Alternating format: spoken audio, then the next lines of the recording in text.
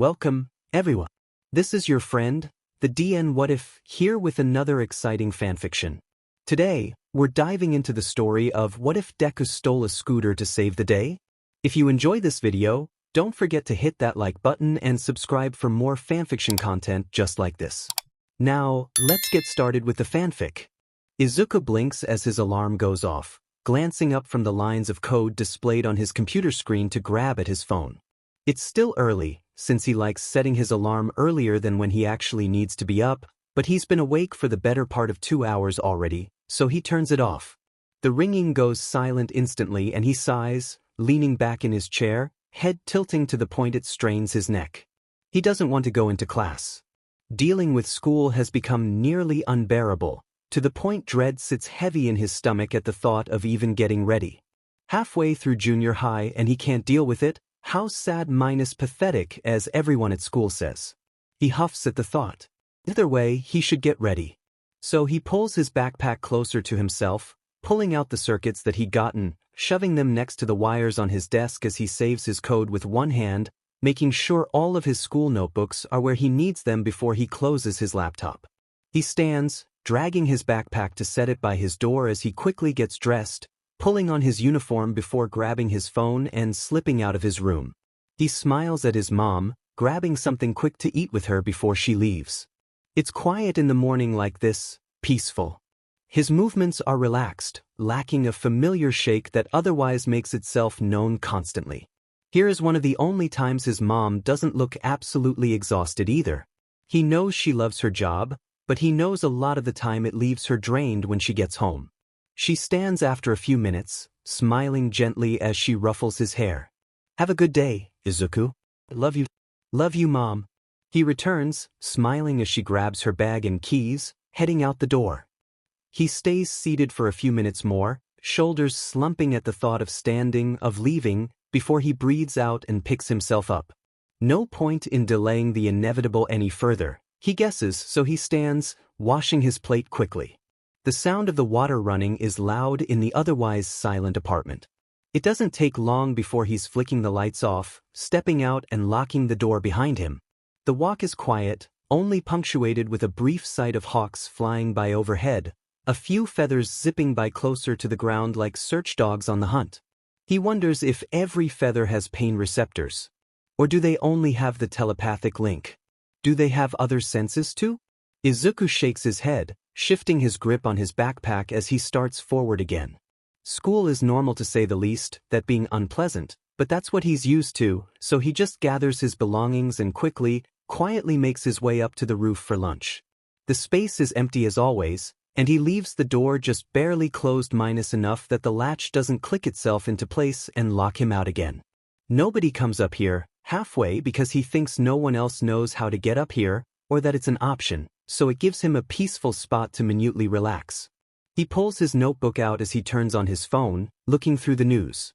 He makes new notes down of pro heroes, a few more thoughts about Kamui Wood's quirk jotted down on his dedicated page, adding a few sticky notes to the rushed shorthand writing. He'll transfer it to his better ones once he gets home, since even he can barely read his own writing, but for now it works well enough, especially when they get taken on the off chance he lets his guard down enough for someone to yank it from his grasp. The warning bell rings and he flinches, snapping the book closed as he breathes out shakily, putting his notebook away, zipping up his backpack and slowly returning to class. In his defense, no one in there likes him, and he doesn't think the teacher would even notice if he skipped class, but Katsuki would, and he doesn't want to deal with that. The next few classes go by in a blur of boredom. He's tired, and the last few periods feel like they're dragging on. It takes forever for the teachers to switch, and he itches to leave. Katsuki looks even more agitated than normal today, and Izuku doesn't want to figure out why, or what that means for him. There's not long left and he packs his textbook away, the sound of his zipper all but silent against the chatter of his classmates. He's out of his seat as soon as the bell rings, slipping through the door as he hears the crackle of explosions that makes his shoulders burn with phantom heat. The door slams open behind him and he speeds around a corner, shoulders hunching as his grip tightens on his backpack straps. Deku! He hurries to a near run, weaving between chattering students with a practiced ease, slipping between the gaps left between people, taking random turns to try and throw the blonde off his trail. The thing about being targeted is that you always have to faster. Smarter. Quick wits will cover the lack of physical strength when you know what you're doing. He breaks into a run as he enters an empty hallway, taking 2 swift turns and then ducking into a closet where the lock has been broken for the entire time he's been there. He leans against the door, listening to the sharp, thundering footsteps and loud shouting outside, breathing shallow as he waits for them to leave. He's tired and really just wants to go home, or pick up a few more wires he needs, but he can't do that if Katsuki is on his ass as soon as he leaves his hiding place. Izuku sighs heavily, stepping back from the door as his head tilts back and he closes his eyes. Can he not have one decent day? I didn't think there would be others hiding. Izuku's eyes snap open, nearly shrieking at the strange voice. Instead, he muffles his surprise to a short yelp as he whirls around, attempting to step back at the same time, only leading to him tripping over his own feet, nearly crashing to the ground when a hand wraps around his bicep. He blinks owlishly, still as the stranger makes sure he's not going to fall over before the hand retreats, taking the warmth with it, and Izuku stares. Well shit, how did he miss a whole-ass person? Said person snorts and Izuku flushes, realizing he said that out loud, and lifts his hand to start picking at the buttons of his uniform. Sorry, he mutters under his breath, shuffling in place as he leans closer to the door, head tilting as he listens. The shouting has died out to silence, and in any other instance he'd breathe a sigh of relief, but now they're going to be waiting for him at the entrance, which is probably worse. He cracks the door open, silent and stiff with apprehension, ready to bolt if he needs to. No one shouts, and he doesn't see anyone, so he opens the door fully, stepping out to properly look down the hall, turning as he hears a small sound of offense, watching as the stranger blinks rapidly in the light. He's taller than Izuku, but not by much, and has light purple hair that sticks straight up, defying gravity, eyes a similar shade of lavender. Rude. First you barge into my hiding spot and then you attack me with the obnoxiousness of light? He huffs and Izuku snickers before he can think about it, shaking his head as he steps out of the closet, mentally cataloging all the exist. There are multiple from the building itself, they're fire escapes that would set off the alarms. And while there are multiple exits to the campus, any spot other than the main one is unfortunately monitored, so there isn't a way to get through like the cleaning closets or the roof. He glares at nothing, nose scrunching as he thinks, looking at the window frames. He could climb down. Are you insane? He jumps at the voice, glancing back at the purple-haired stranger, who's staring at him in some mix of confusion and disbelief. He barely registers the fact he was muttering again before he shrugs, waving at him with one hand. Probably, but you were hiding out in a closet and I don't see you proposing anything better. Plus, it's only 3 stories, and if they can get a northeast window open they can use the fire escape instead of climbing down. He can work with either. The other minus Izuku's just going to start calling him Lilac minus raises an eyebrow, looking over him before shrugging. Alright. How are you planning on getting off campus? There's only one gate. Izuku starts down the hallway, a mental map already laying itself out before him, and he glances back to see Lilac follow, slouched with hunched shoulders. Izuku grins, wide and maybe on the edge of feral. He might have not gotten enough sleep the night prior. The returning look he gets is one of cautious interest. Maybe later he's going to regret this, but honestly, right now he couldn't care less. Not when it's the better plan he can come up with at this point. He doesn't elaborate as he hurries through the now empty hallways, managing, somehow, with Lavender to pry open one of the windows by the fire escape. They climb out and down, then, instead of turning to the front, Izuku goes back towards the staff parking lots. There, in the corner, is a nearly 8-year-old scooter that Izuku knows damn well no one has touched in almost that long. There's a bit of rust on the edges and the thing is covered in dust, but he knows it has to be functional because every now and again the headlight flickers, making people think it's haunted or something. Izuku, however, knows was just a faulty wire. Because he fixed it out of boredom one day while waiting for it to get late enough that his bullies gave up waiting for him in almost this same situation. He grins as he crouches down beside the scooter, popping open one of the panels to get to the engine, sticking his tongue out as he looks through the wires. What are you doing? Lilac asks after a moment. Hot wiring it. Izuka buries his hands up to the wrist inside the panel, following one of the wires deeper. Why do you know how to hotwire a scooter? Do you want to get out of here in a reasonable time or not? He snaps, wincing minutely.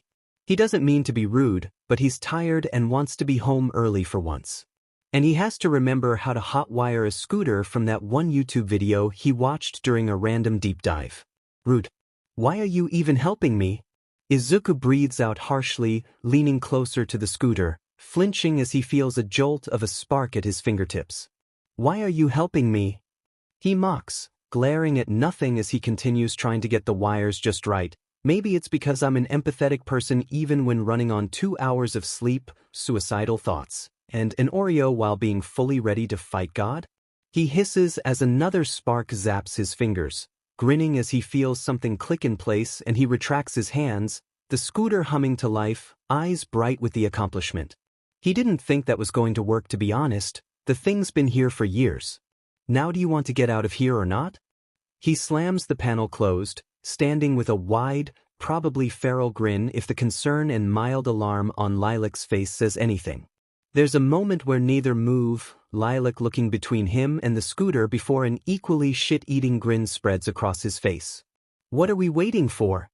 Hitoshi asks, pausing as the green-haired boy he's taken to calling Clover swings himself onto the scooter, watching his face twist as he looks down at the handles.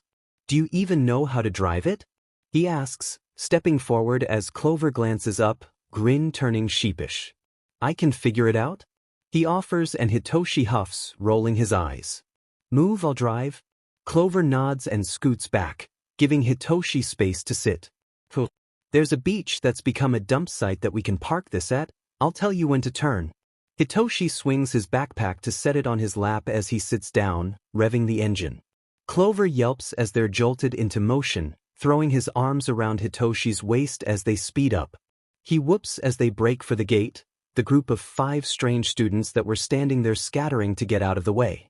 They pass and Hitoshi makes a sharp right, grinning as he listens to the elated laughter of Clover spill into the air, something adrenaline-filled and almost chaotic. He glances back in time to see the green-haired boy flip off the blonde that's staring after them, face twisted in fury as they speed away. He cackles as he faces forward again, his laugh almost indistinguishable from Clover's as he continues down the road, turning right into an alley where the other motions for him, taking a quick left through the adjacent alley as he slows down. Almost manic giggling fills the space as Clover's arms loosen around his waist just slightly, Hitoshi turning to see the green-haired boy's head bowed, eyes closed with how wide his grin is.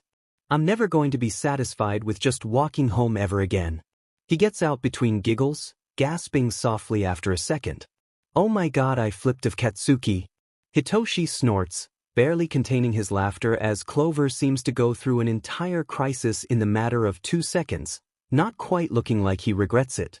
I flipped of Katsuki fucking Bakugo, holy shit dash, Hitoshi snickers, getting a light jab for it, which only serves to make him laugh harder. If there was anyone there to see, he imagines they'd be a sight. 2 junior high kids on a scooter that looks like it's falling apart laughing to themselves? They'd get at least a few glances. But there's no one here, and Clover keeps the directions contained to the alleys. Is this the craziest thing you've done? He asks before he can think otherwise, jolting at the tether that appears through his quirk as Clover responds. I climbed out the 3rd-story window, went through with stealing a nearly decade-old scooter, and flipped off my long-term bully in the span of maybe 10 minutes. Take a wild fucking guess. Clover bites out, fingers twitching with the anxious energy Hitoshi can practically feel starting to surround him. I think you need to chill, serves him right if he's been your bully. Hitoshi huffs, getting a strained laugh from the other, veering the conversation to try and salvage this. Besides, this was better than a lot of stupid thriller movies. Hey, thriller movies are fun to watch. And make fun of. Hitoshi snorts, ducking his head as his shoulders shake at the muttered end of his sentence. Ever watch American horror movies? They're the dumbest people alive. Clover snickers, the shake in his hands easing away. They continue to talk all the way to Tacoba Beach, conversation flowing easily between them up until they actually get there and park the scooter. Hitoshi waves, getting a returning wave and bright smile from Clover as he runs off, jogging the opposite direction as where he has to go. Only after the other disappears does Hitoshi realize that, like a fool, he gave him a nickname before asking for his name. How did he even manage that? He shakes his head as he starts on his walk home, shifting his backpack. It isn't very far, and soon enough he's opening the door, nudging the cats back as they try to dart out the door. "Hey Dad, I'm home," he calls, kicking his shoes off as his dad looks over, blinking slowly, a mug of what he hopes is tea and not coffee in his hand. "Hey Hito," his eyes narrow and Hitoshi pauses, tilting his head. "What happened? You're too awake for you to have just gotten home from school." Hitoshi huffs, rolling his eyes as he goes to set his backpack down in his room. "Wow, thanks," he grumbles, setting the bag down and scooping up trouble when she tries to jump onto it. She glares up at him, but he scratches behind her ears as he returns to the living room to give an unimpressed look to the dark-haired man. "For your information, he huffs, sitting on the couch. "I think I made a friend today." "Oh." The man tilts his head, setting down the mug of what Hitoshi is now sure is definitely coffee. "I mean, we stole a scooter to run away from bullies, so I'm sorry, you what?" Hitoshi looks up as the door opens, keys jingling in the lock as Hizashi walks through, the lock clicking back into place as the man closes the door.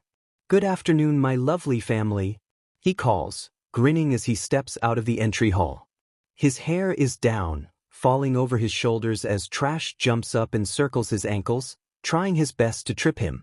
"Hi Pops."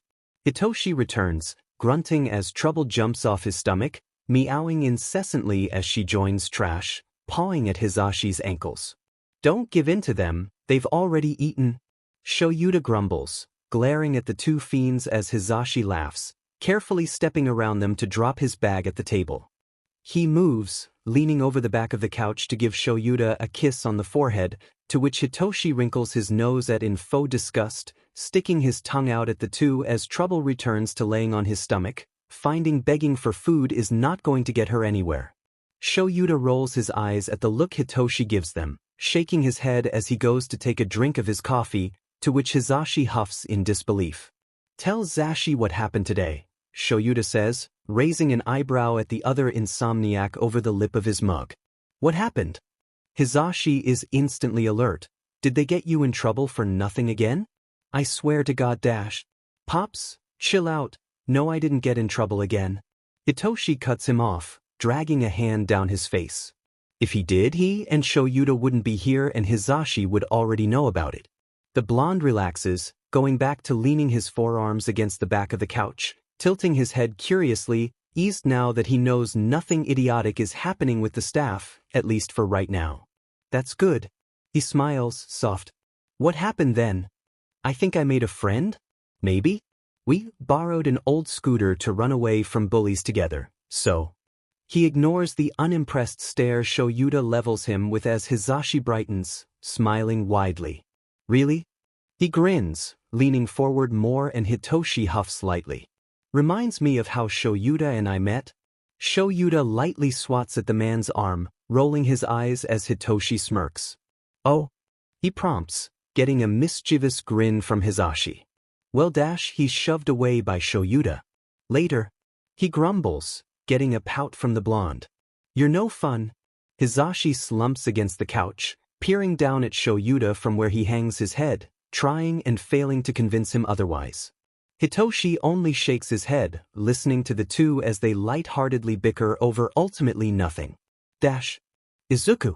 I'm home." Izuku perks up, shoving his chair back to look out through his open doorway, smiling brightly at his mom. "Hi, Mom," he calls, turning away from his laptop to stand up, walking over to the woman as she sets her purse down. She smiles, hugging him tightly. "How was your day?" she asks, shifting back to tow her shoes off, smiling at the bright look that crosses his face. "It was great." He follows her to the kitchen and she tilts her head. "Oh," she prompts, glad, for once, he's had a day that didn't lead to him faking his smile. "I think I made a friend."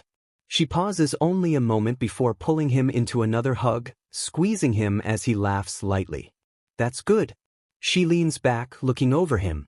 He's got a bit of dirt on his sleeves, and his fingertips are darkened with soot or grease, but he looks so happy. Inko smiles, cupping his face with one hand. I'm glad. Now wash your hands, you can tell me all about them while helping me make dinner. She grins as he whines in protest at the same time he goes to the sink, the tap turning on as she opens the fridge. Well, at least I think we're friends. We walked to Takoba Beach together, so I'm pretty sure? But I don't know for sure since I don't know if it was just so that he could get so he didn't have to walk alone, and I don't know what he's classifying as friendship minus. Izuku, you're talking too fast. Inko chuckles as the boy flushes, getting out a cutting board as she asks, taking the produce she offers him to rinse. Sorry. He shuffles sheepishly and she waves her hand, brushing the apology away. None of that, so who's this friend of yours? Izuku pauses, blinking. The silence stretches for a long moment as he stares, seemingly having realized something. You didn't ask his name, did you? She raises an eyebrow and he huffs, looking dejected. I didn't ask his name. He steps away from the sink, perking up. But he didn't ask for mine either. That's not better. She shifts to glance at him and Izuku sticks his tongue out. She shakes her head, turning back to making dinner, the conversation flowing easily between them. It's not long before they're done and eating at the table together, the chatter unending as Izuku rambles about a new fight Kamui Woods got into while he was at school. Most of the jargon about his quirk goes over Inko's head, if purely because of how fast Izuku is speaking, but she nods along anyway. She's just glad he's managed to finally make a friend that isn't Katsuki. She's seen the look he gets whenever she mentions him. It's almost nauseating, the thought, but any time she brings it up, Izuku avoids and deflects like it's the only thing he can do, so she's learned to drop it. It hasn't and won't stop her from worrying, oh absolutely not, but she can't push without Izuku getting shaky, stutter worsening, so she stopped. Now, with this mystery friend he's made, she just hopes he's able to actually worry about normal things, instead of other people. Izuku ducks his head as he steps into class, only briefly glancing up at the board to see that they've changed seats, quickly sweeping the mimic of the classroom for his name. He breathes a quiet sigh as he finds himself in the back corner, against the same wall as the door, thankfully. He doesn't recognize the name next to him, and notes that Ketsu's name isn't up. He did hear the boy talking about switching schools, so he isn't incredibly surprised. Whoever is sitting next to him must be who's replacing his spot. He shakes his head, sitting at the table quietly, dropping his backpack between him and the wall. He's not really looking forward to meeting whoever is new. Usually they're already established with the stronger kids of the school and thus already know of his quirklessness. He hopes he gets ignored instead of getting bruises. He drops his head onto the desk, using his arm as a pillow, tilting himself just barely towards the wall as he takes his phone from his pocket, scrolling through the news. He doesn't look up as more voices fill the room, waiting for the class to start, but he does tense as a silent presence sits down next to him, the creak of clothes and the shift of a bag settling on the ground loud in his ears. He can practically feel the stare burning into his shoulder and abandons all hope of being ignored, tensing in preparation for the rest of the period when the bell shrieks and he puts his phone away, sitting up as the teacher sluggishly steps up to the front. Here's what you're going to be doing today. She clicks a remote, the projector flickering to a slide of instructions, and Izuku winces as he sees it's a partner activity. It's actually really easy, but half of the work is done by one person, and the other by the second, so there has to be some form of talking, which is somewhat annoying. He'll be lucky if this goes well. Izuku sighs softly, rubbing at his eyes before biting the bullet and turning to the new student. He cuts himself off as he meets familiar, pale purple eyes. And blinks. Oh. Lilac snorts, quiet and drowned out by the loud talking happening around them, smiling minutely. Hi. He waves, short and close to the desk. Hello. Izuku replies automatically, still reeling with the fact Lilac is in his science class, which can only go downhill for everyone. For them, it'll definitely be very fun, but for everyone else there's nowhere to go but rock bottom. Oh. My name's Midoriya Izuku. I completely forgot to introduce myself yesterday, sorry. He jolts, filling the brief silence as his hands twitch, fingertips tapping anxiously against the table. He's more twitchy today, probably thanks to the fact he got more than 2 hours of sleep the night before, mixed with the fact he has to potentially interact with Katsuki after the everything that was yesterday. Shinso Hitoshi. Does this mean I have to stop calling you Clover? Izuku pauses, blinking. It makes sense he gave him a nickname to use, since neither of them actually told each other their names, but he still wasn't expecting it. He goes to tell him it's fine, it's much better than other nicknames he's been given. Only if I have to stop calling you Lilac? Is what comes out of his mouth. Shinso blinks, pausing for an instant before grinning. Fair enough, Clover. Now what are we doing? He leans against the desk, tilting his head. Izuku rolls with the name, pulling out a notebook. We're supposed to be making the most secure bridge possible, but that's boring. And is actually extremely easy. His filter goes completely out the window when with someone his age who doesn't bully him, dully noted. He grabs the cup of popsicle sticks they were given for the activity, dumping them out onto the desk with a quiet clatter. So we're going to be done in 5 minutes, Shinso says plainly, picking up one of the sticks, twisting it between his fingers. Yep. He grins. Then we can try making a solar oven? The purple-haired boy glances at him, eyebrows raising slightly. A solar oven? It sounds like it should be phrased as a question, but it isn't.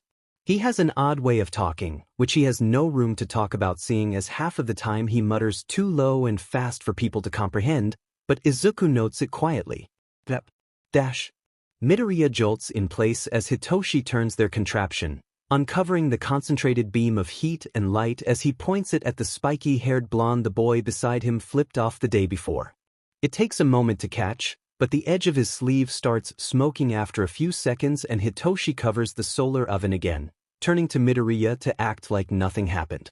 He drops the half-sphere into his open backpack, grinning widely as the green-haired boy looks between him and the now shouting blonde. Oh my god, we're so dead. He muffles his giggling, shoulders shuddering with restraint, covering his mouth with one hand, and Hitoshi lets his own feral smile show. Not if we don't get caught. Midoriya snorts softly, ducking his head even lower as more chatter fills the room, the teacher grumbling about quirks and rowdy kids, which only serves to make this even funnier. You bring out the worst in me. Midoriya mutters into the near silence between them and Hitoshi huffs, dramatically clutching his shirt. How dare you, I am the model of good behavior. To who? Wow. He deadpants and Midoriya snickers, so he shakes his head, draping himself across the table. My only friend betraying me like this? He laments, sniffing. Ah, poor baby.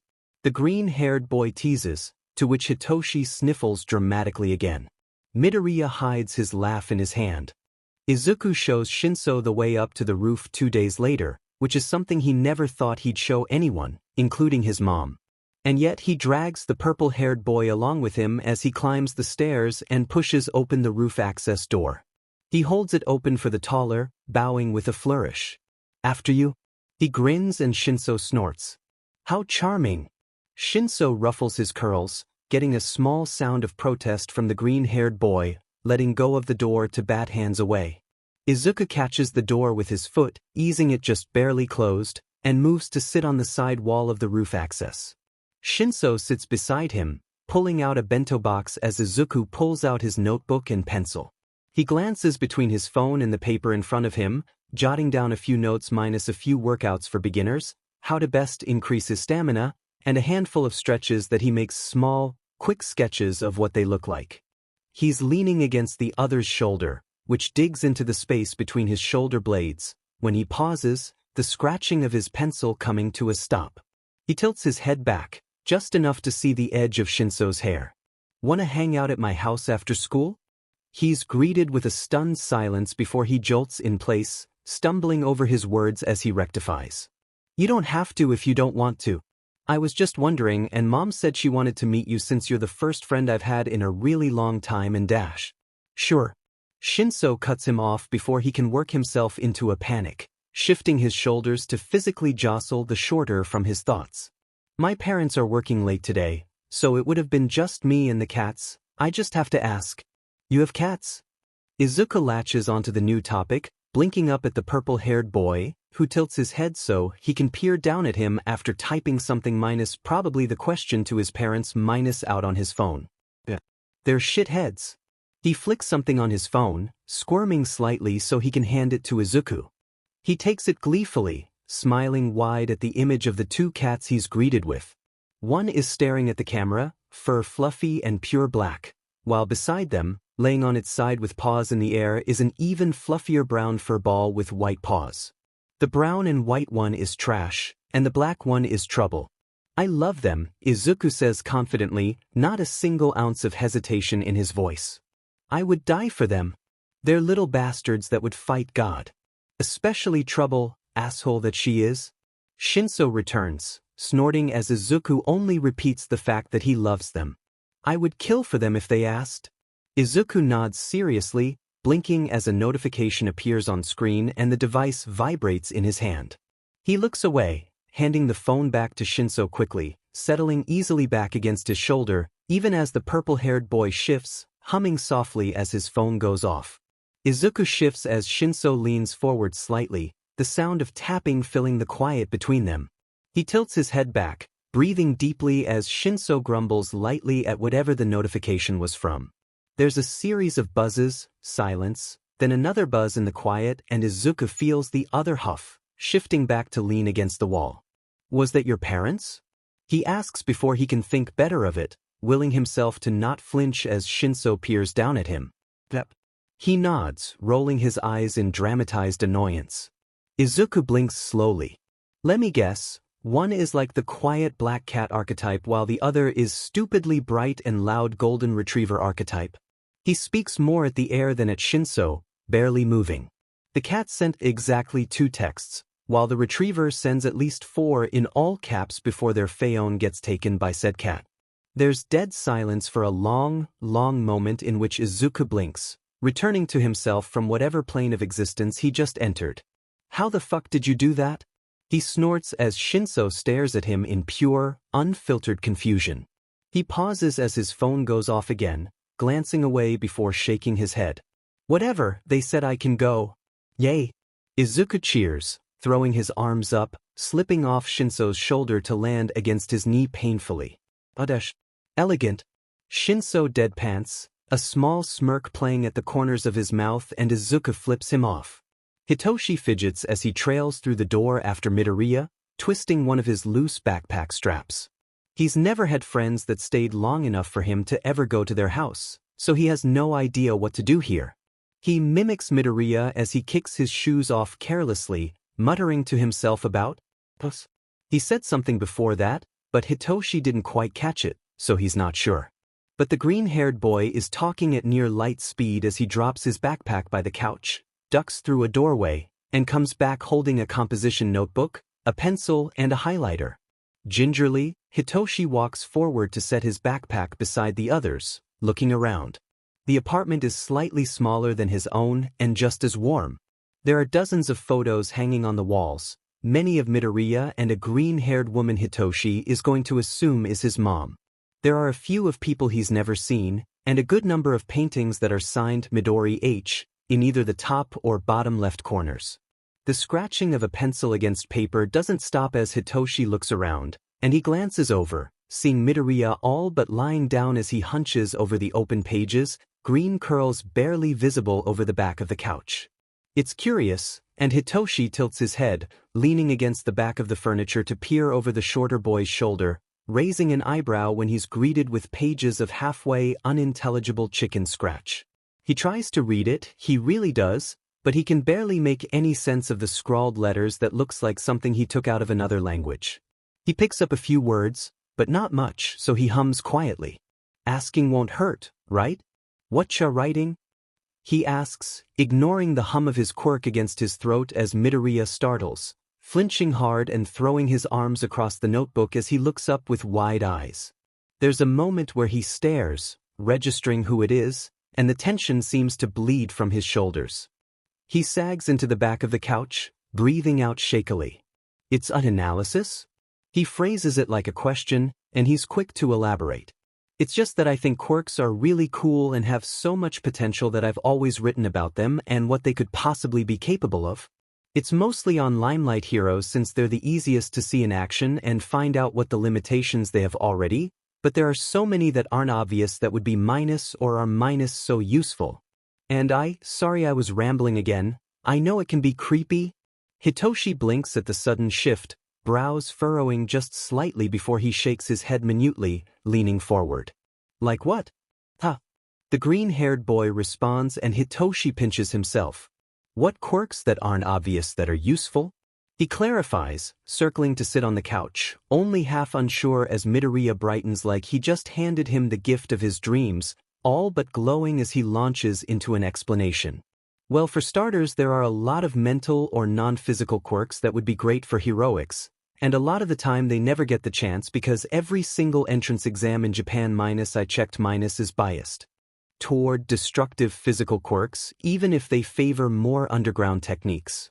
On top of that, it's extremely hard for me to get any quirks that fall under that because anyone able to get through either go underground or are ignored by most media. Midoriya is waving his hands wildly, not once sitting still as his nose wrinkles, looking as if the information he gave physically pains him. Which is fine, really. Underground heroes do a lot more for the average person than Limelight heroes do, and if you want to fight me on that, I have a full notebook of statistics, ratios comparing saves, and personal statements. I can argue about it all day. If Hitoshi were anyone else minus that being not already in the know about the underground and dusk heroics scenes minus the look that Midoriya levels at him would make him instantly change whatever argument he'd had. Instead, when he's pinned with a sharp, knowing stare that makes green eyes almost glow with the knowledge the other holds, Hitoshi grins. It's wide, all teeth and sharp canines and bright hot agreement. He's going into dusk heroics after all, plus, it's not every day he meets someone without ties that knows as much as Midoriya seems to. There's a long pause before the sharpness in his stare dims and Midoriya nods once, leaning back slightly. Hitoshi feels as if he's just passed some incredibly important test. Anyways, it sucks that it's so hard to get information on underground heroes. I know and understand why, but their quirks are always so cool and their fighting styles are more than just brute force like most high-ranking heroes. Miruko does fight smart, but I think she and Hawks are the only top 10 heroes who do, and even then a lot of Hawks' strategy is throwing his feathers at it in hopes everything works out. And then there are vigilantes. There are at least a few with some really cool quirks that I can find a dozen ways to use in an active combat scenario, and a lot of them actually help. Yes, some are excessively violent, but I don't see why the Hero Public Safety Commission wants all of them gone when they get more boots on the ground, but that's a deep dive for another day. I'm getting off topic. Midoriya finally takes a breath, deep and slow as he seems to think over how to continue. I guess my point is, there are a lot of non-physical quirks that I prefer over the flashy big shots because they prove strength isn't everything, and that you can have all the odds stacked against you and still fucking win. His smile turns vicious, wild, like something feral is just barely contained under his skin, and Hitoshi has never been more terrified in the best way possible. Midoriya's grin and gaze is sharpened to a razor's edge again, bright and glinting in the light, blades hidden behind plush material and velvet. Stunningly terrifying, hauntingly feral. It almost puts his dads to shame, and he does not say that lightly. He returns the look, not nearly as piercing in his opinion, but he returns it. How could he not? You know, you'd be really scary if you wanted to be. Hitoshi tells him, watching in amusement as Midoriya blinks, leaning back as he waves his hands in protest, face twisting with anxiety. Hitoshi waves his hand, brushing the protests and his previous comment away. So how many notebooks do you have? Midoriya pauses, tilting his head as he processes the question. Technically, he draws out the word, fingers twitching in turn as he mentally counts them. 19. But only because I'm rewriting the first few since I wrote them when I was 5 to 8 and they suck. Hitoshi snorts, nodding. That's fair. Can I see? He asks before he can even think through that question fully, wincing not a second later. Midoriya said he knew it was creepy. There's no way someone hasn't picked on his analysis before. And if the guarded, apprehensive look that crosses the green-haired boy's face has anything to say about it, Hitoshi guessed right. He goes to apologize, or let him know he doesn't have to, or just something to get the defensive look off his face when his expression clears. His smile is soft, brighter than the sun, even, as he jumps to his feet, grabbing Hitoshi's sleeve to drag him along. A door is shoved open and Midoriya drops Hitosaha's arm to dart over to his desk, yanking open a drawer so hard it shakes the circuits that are scattered across it, surrounding a powered-down laptop. Hitoshi takes a second to glance around, taking in the posters of heroes tacked to the walls, a good third or so being just All Might, but the rest are a mix of daylight and underground heroes. He spots a poster of Eraserhead and stares, because Midoriya either made that or he commissioned someone to draw it, and he doesn't know which is more likely. He takes a quick picture of it to send to his parents. He turns as Midoriya, holding up a small silver key in triumph before he brushes past Hitoshi to get to the closet, shoving open the door. Of all the thing he expected to see from the shorter boy, finding out he has a high-end, fire-resistant, and quirk-proofed filing cabinet just in his closet was not one of them. "Why do you have that type of filing cabinet in your closet?" he asks, voice deadpan as usual as he continues to reel from this information. His dads have the next, improved model, the company getting better at making them quirk-proof, and he knows that it's not easy to come by. You have to hunt for this type of thing, since it's mostly catered to detectives and heroes that take on larger cases like drug rings or taking out organizations. This isn't a cabinet civilians typically have. "Oh, my mom's a lawyer. She handles a lot of delicate cases that I'm pretty sure involve heroes. Some of them at least because of how big the cases are, but she got a new one about a month ago so she gave this one to me." He pulls out a stack of composition notebooks from the bottom drawer, the first few being thin with the outer pages marked with H. "Oh, I still need to work on that code she told me to make, even though it's not very good. Anything about underground and dusk heroes could be used against them, so..." Hitoshi tries to follow the train of thought Midoriya was going down, but he devolves into hushed muttering that he can barely hear let alone understand. He gives up as the other drops the stack of notebooks unceremoniously onto his bed, shifting to grab yet another book from where it was placed on his desk, flipping open the pages. He snags a pencil as he moves away, sitting on his bed, and Hitoshi follows his example, gingerly, anxiously sitting at the foot of the bed.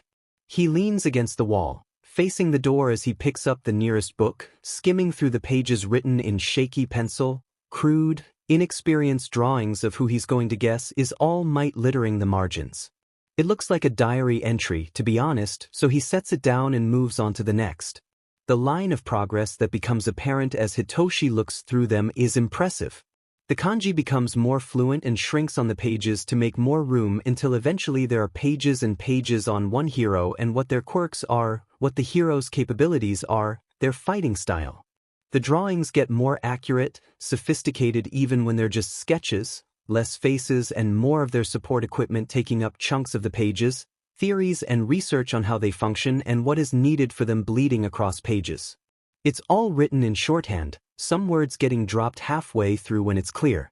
He jumped to another thought, but it doesn't take terribly long for him to figure out what is written. It's terrifying. "No wonder your mom wants you to make a code for this," he says as he sets down the latest notebook.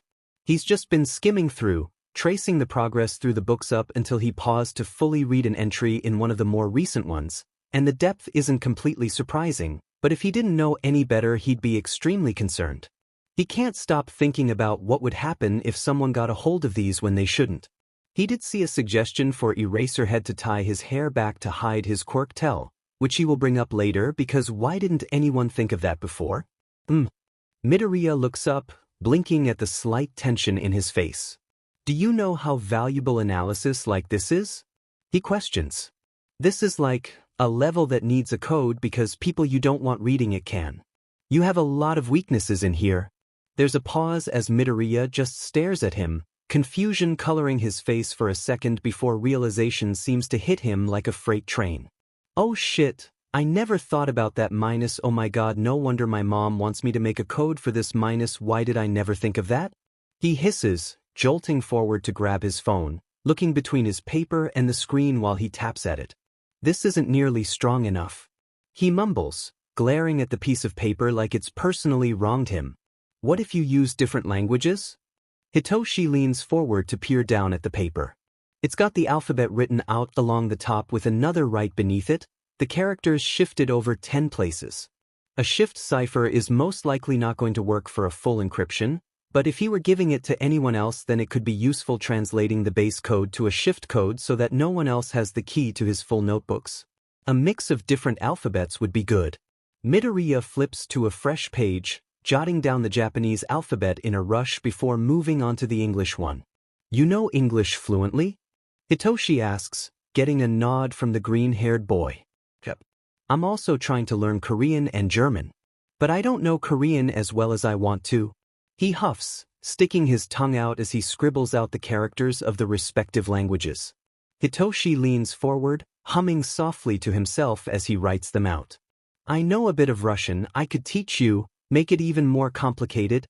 He offers, getting a wide, bright grin from the green-haired boy. You're brilliant, is the returning sentence, making Hitoshi's cheeks warm. The shorter shoves his scattered notebooks aside, pushing them against the crooked pillows to shift closer to Hitoshi, offering the notebook and pencil. He blink, only taking a second to process before he takes the offered objects, jotting down the Russian alphabet. Now he's glad he took his pops up on the offer, seeing as making a needlessly complicated code is proving to be extremely interesting. Does it actually have to be as detailed as they're making it? Do either of them do anything by halves? Apparently, absolutely not. They're so enraptured by the notebook of scrawled plans and different languages they have a base understanding of that Hitoshi, having been raised for the past few years by incredibly observant underground and dusk hero, didn't notice the sound of keys sliding into a lock and opening the door.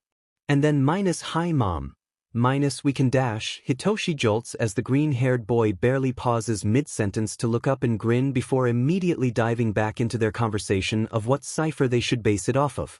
He whips his head around so fast he's surprised he doesn't strain his neck, blinking in shock at the woman now standing in the entryway. She looks only slightly surprised before a warm, welcoming smile stretches across her face, looking over to her son with a fondly exasperated smile as she moves closer to the room's doorway. Izuku. The boy stops rambling in an instant, looking up with a head tilt. Hitoshi wonders if this is what the magic of mothers is. Oh. The other boy jolts, lighting up like fairy lights. This is Shinso. He's helping me make a code. Hitoshi shifts in place, rubbing the back of his neck as he smiles crookedly, glancing up at the woman. Hello, Mrs. Midoriya, it's a pleasure to meet you, he says, bowing his head. He would formally bow, but the notebook they've been working in is in his lap, and Midoriya has started writing again, tongue sticking out in concentration. The woman waves a dismissive but not unkind hand. Oh, please, call me Inko. There's no need for all the formalities, it's lovely to meet you, Shinso. She smiles and it reminds him of Nemuri, soft and warm with a sharp edge behind it, sheathed but present. He can see exactly where Midoriya gets it from. Are you staying for dinner? Inko asks and Hitoshi blinks. He wasn't expecting to be so welcomed.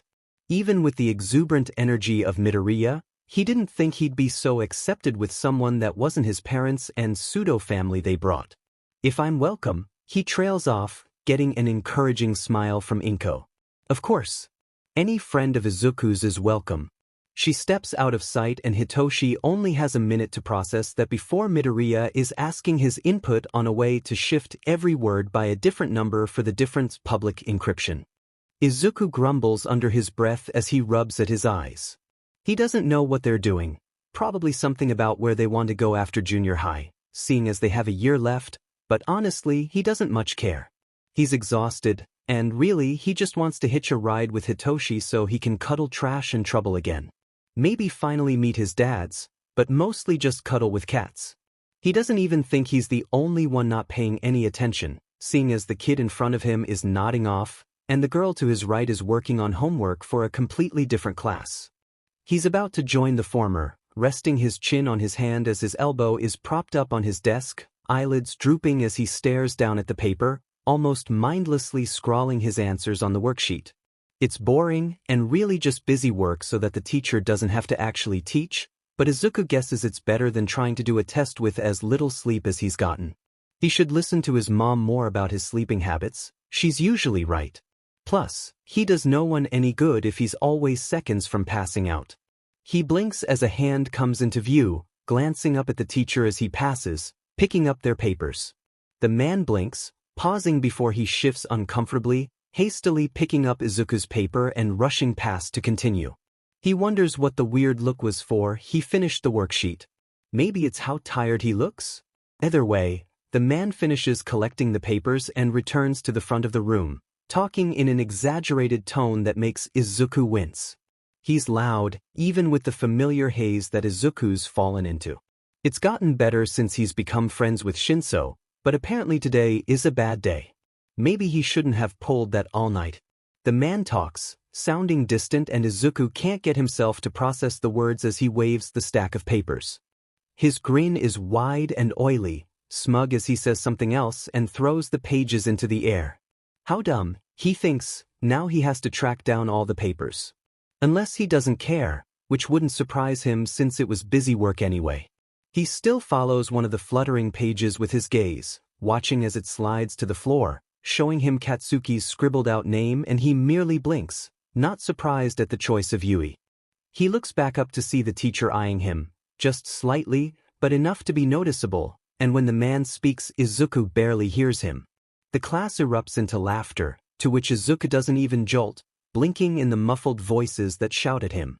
The jeering comments go over his head, and when Katsuki whirls to stare at him, fury crackling like the explosions in his palms, the green-haired boy can't find it in himself to care. The blonde stops, frozen still, even as the smell of nitroglycerin fills the air and the popping of his explosions doesn't die.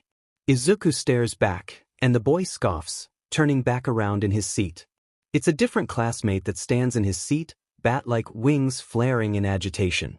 You think you can get into Yui? Tsubasa screeches, grin wide and vicious. Izuku can't bother to react. He doesn't care about what they think. Why would he? If he can't be a hero, neither can they.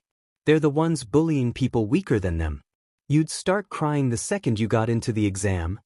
The winged boy laughs, cruel and harsh. Izuku merely blinks at him, and the teacher calls for them to settle down, to which Izuku stops paying attention. There's nothing in this class that he cares for, or that he doesn't know already, seeing as this is his math class, so he lets himself ignore the teacher. Just enough to doze, but not enough to fully fall asleep like the guy in front of him. He ignores the glare Tsubasa gives him. He shouldn't have. Izuku jerks back as, while the bell is still ringing, Tsubasa launches himself at him. He raises his arms, blinking as the winged boy perches on his desk. He's yelling, something loud and taunting that Izuku doesn't care to follow, leaning back as he drops one hand to his backpack strap. He doesn't let his stare leave the other, even as more crowd around his desk, the rest of the students hurriedly filing out of the room. Even the teacher leaves, deciding it's not his problem, and Izuku internally cusses him out, hand tightening on his backpack. There's an open window to his left if he can jump over the desks and get around the guy with a finger-lengthening quirk that he never bothered to learn the name of. What do you think you could do?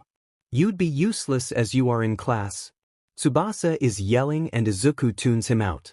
He's tired, and really he doesn't want to be here any longer, so he stands without thinking, tugs on his backpack, and with a deep breath darts for the windows. What are you doing, Deku? Finally committing like you should have? Izuku turns on his heel, flips the group off with the straightest face he thinks he's ever had, turns back to brace a hand on the windowsill, and vaults through the opening. He hears screaming even as he catches himself on the sill, looking down to see where the next ledge he can catch himself on is, finding one right below his feet. Dropping, not without more screams, he lands on the small ledge with enough purchase to pause, leaning against the wall as he looks around. He hears footsteps leaving the room above him, but doesn't pay any mind to them as he crouches slightly, jumping to the tree branches that almost brush the building, rushing closer to the trunk before he falls, or the branch breaks. Standing against the center of the tree, looking down at the ground now 10 feet away, he thinks he should tell Shinso he won't be able to meet up with him. He realizes his guess was right when, as he goes to leave the campus, he's greeted with the group that surrounded his desk. Tsubasa sees him first, and a furious expression crosses his face. Deku! Izuku runs. He's through the gates in seconds, turning left before he can think, sprinting full tilt as he hears footsteps behind him. Always be faster, his mind hisses, and he ducks into an alley. He can hear footsteps and wings beating behind him, and he prays the alley are enough to have them give up. They're a maze at best, even he doesn't like roaming them without a plan for where to go, but he takes random turns until he's back out on a main road. There aren't many people, work gets out later than school, so it's mostly a bunch of junior high students, half of which don't even blink as he rushes past. He pauses at a crosswalk to breathe, each one measured as he looks back. Tsubasa stumbles out of the alley, looking around wildly, and their eyes meet. For an instant Izuku is frozen, carefully paced breathing catching in his throat, the other looking at him in contempt. The light flickers, Tsubasa surges forward. Izuku bolts across the street, barely realizing the light turned green, running as fast as he can as he turns quickly into another alley. He doesn't have time to think about where he's going or where he is. He can't think past the rushing panic and adrenaline searing his veins. He's in the alleys again, familiar and dim, and he jumps onto a dumpster to reach for the fire escape. They wouldn't think to look up. He's the weak, useless Deku. There's no way he'd be on the rooftops. He's tackled off the clothes trash, a wiry body sending them careening to the ground, and he yelps, thrashing violently even as his head hits the asphalt painfully enough to send sparks scattering. Across his vision, he shoves whoever it is off, darting into an adjacent alley, dragging a taller dumpster into place as the other groans, rushing to get away before the footsteps he heard can gain on him.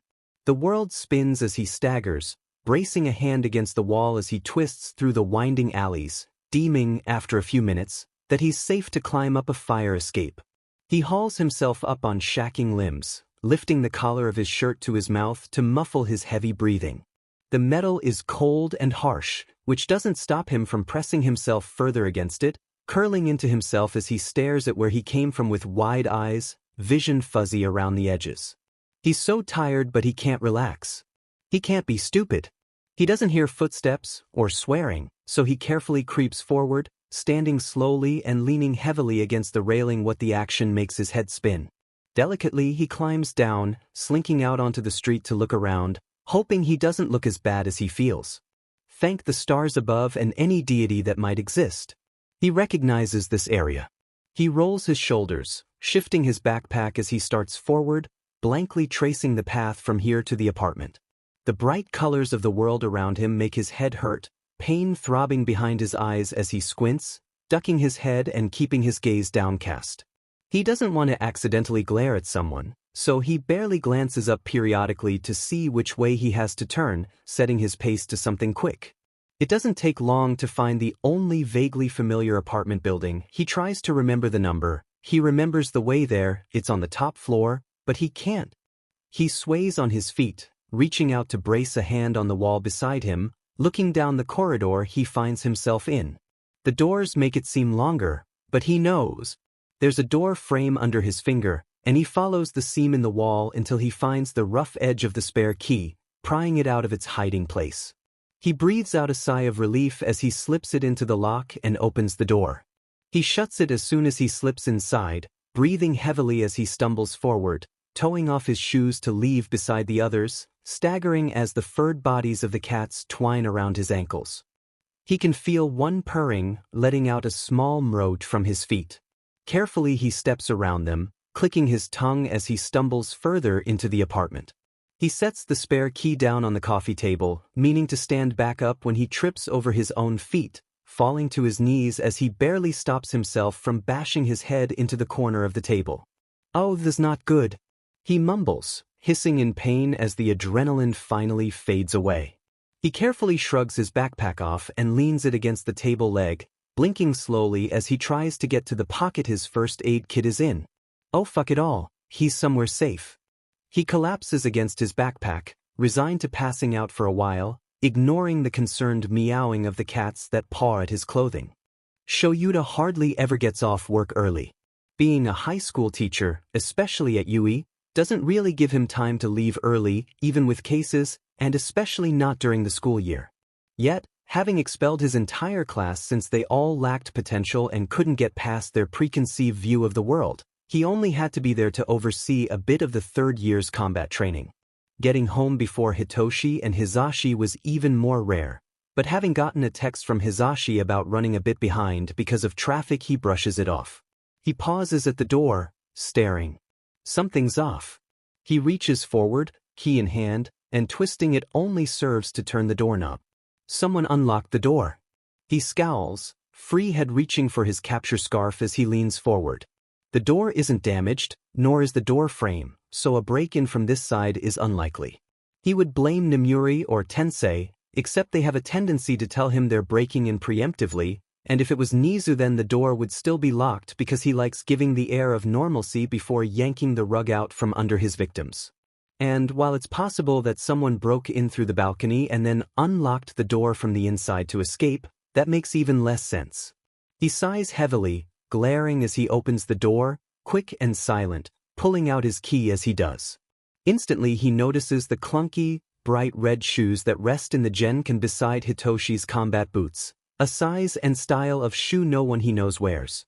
They're set neatly down and he steps further into the apartment, listening for movement. Trouble meows loudly, something thumping against the ground, and he closes the door before she has a chance to escape, stepping further into the apartment as he hears a voice mumbling quietly. There's no movement, only the quiet, soothing voice cooing at his cats. Trouble paws at his legs, stretching up to plant her front paws on his shin to meow at him like the menace she is. He nudges her away, stepping into the living room as he pulls at his scarf, eyes and quirk flaring as he scans the room for the intruder. His gaze drops, landing on the figure laying across his floor. A child. There's a child in his house, lying flat on their back beside the coffee table, with an arm thrown over their eyes and an open first aid kit on the ground beside them. Shoyuta stares, blinking as his quirk deactivates and his hair falls back into his face, scarf relaxing against his shoulders. The spare key is on the table, and there's a bright yellow backpack open beside the kid. He has no idea who this child could be, but they look to be wearing the same uniform as Hitoshi wears, the pants a dark black and the discarded jacket crumpled on the floor the same shade. They have on a tank top, which does nothing to hide the handful of bruises and bandages covering their skin, nor the freckles that coat their shoulders. Trash and jumps off the child, fluffy tail waving in the air as he sits in front of Shoyuta, begging for food. His absence makes the child's muttering stop and their arm lift from their face, peering up at him with a slow, exhausted-looking blink with glazed eyes and an unfocused stare. "Oh hey, Eraserhead's here," they mutter, apparently to themselves, and drops their head back. They seem completely unaware of the shocked, silent stare he levels at them. Who is this and how did they get into his house? Actually, better question, how did they know where the spare key is hidden? Only 3 people know where that's hidden and none of them include anyone that doesn't live there. "Why are you in my house?" he asks after a long moment, decided the why is going to give him more information than the how. The kid pauses and he can practically feel the confusion. "You're? Shit, did I get the wrong door? No, the key was in the right place and it was definitely trash laying on me dash, so they know his cats by name." He doesn't know if that makes this more or less worrying. The kid hasn't stopped muttering, slapping at their pockets with the hand not covering their face to presumably grab their phone. "Say you did get the right apartment. Why are you here?" That gets them to pause, groaning quietly as they try and lift their arm from their eyes minus a migraine, and they let it return to its spot. "Was closer." They grumble into the air, very helpfully, and Shoyuta can't resist pinching the bridge of his nose. So, there's a junior high-age child injured and in his house, that knows not only where the spare key was hidden, but both of his cats by name and well enough to tell them apart. "Show?" He turns partially, seeing Hisashi poke his head around the corner, Hitoshi gasping behind him. "What dash? Oh my gods, what did you do?" Hitoshi hisses, darting around the corner, and Shoyuta almost glares in betrayal because how dare he assume he did anything when Hitoshi beelines for the kid, crouching to sit on the carpet beside them. The stranger shifts, lifting their arm, despite the clear grimace from the pain of doing so, to peer up at Hitoshi with an incredulous look. "How dare you assume I did anything?" They glare, bleary gaze doing absolutely nothing to ease the concern that's furrowing Hitoshi's brow. "Also, why is Eraserhead in your apartment?" Shoyuta watching his son blink slowly, disappointment briefly flickering across his gaze as he sighs. tilting his head back for a moment. For someone so smart, you're such a dumbass. Well, fuck you too, I guess. The kid returns, getting a flick to the forehead that makes the kid's nose scrunch up and head shift back like a cat. Because he's my dad, you moron. The stranger who Shoyuta is now going to safely assume is the friend Hitoshi has made, blinks once. Twice. Shoyuta can feel Hizashi approach behind him. I've been betrayed, your dad is Eraserhead and you didn't tell me? How dare you? I'm hurt, cannot believe this. How come you get a sick pro hero as a dad and I can't even get a dad? Hitoshi sucks in a very sharp breath, raising a hand to run down his face in the way Shoyuta knows he's trying to suppress a laugh, and Hizashi covers his mouth from beside him. Hitoshi breathes out, a touch shaky with restrained laughter. Stop making fatherless jokes, you ass.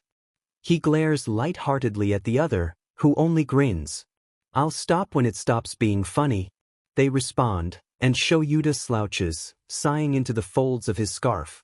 Hizashi muffles his laughter into his hands, shoulders shaking as he leans against Shuta's shoulder, which pulled the green-eyed kid's gaze to them. They blink slowly, face twisting in exaggerated frustration. You have two pro-hero dads? Now you're just rubbing salt to the wound. I can't believe you. They sniffle dramatically, to which Hitoshi gives a deadpan look. Shoyuta can tell the moment Hizashi notices the bandages, the blonde stiffening before moving forward, a light smile on his face as he crouches beside Hitoshi. All right, kiddo, anywhere else hurt besides your emotions? He asks, scanning them for any more injuries besides the visible bruises. My mental state? They offer and Hitoshi ribs them in the chest with his knuckles, getting a jolt and quick hands batting away his with an offended glare. Physically, you snarky douche. Already patched up, you slow jackass. I'm going to hide every one of your good mechanical pencils. Hitoshi threatens, leaning forward, partially over the still laying down mystery child. You know, if you touch my pencils, Lilac, I will throw you into a fucking river in the middle of winter, I swear on whatever religion you believe in. The green-haired kid snaps back, words blurring together just slightly, enough to be noticeable but not enough to be completely concerning. If it weren't for everything else, but they do appear to be entirely coherent, so Shoyuta decides they should be fine. Besides, their shoulders are slack and actually, they look to be relaxing more with the threats on pencils and lives respectively.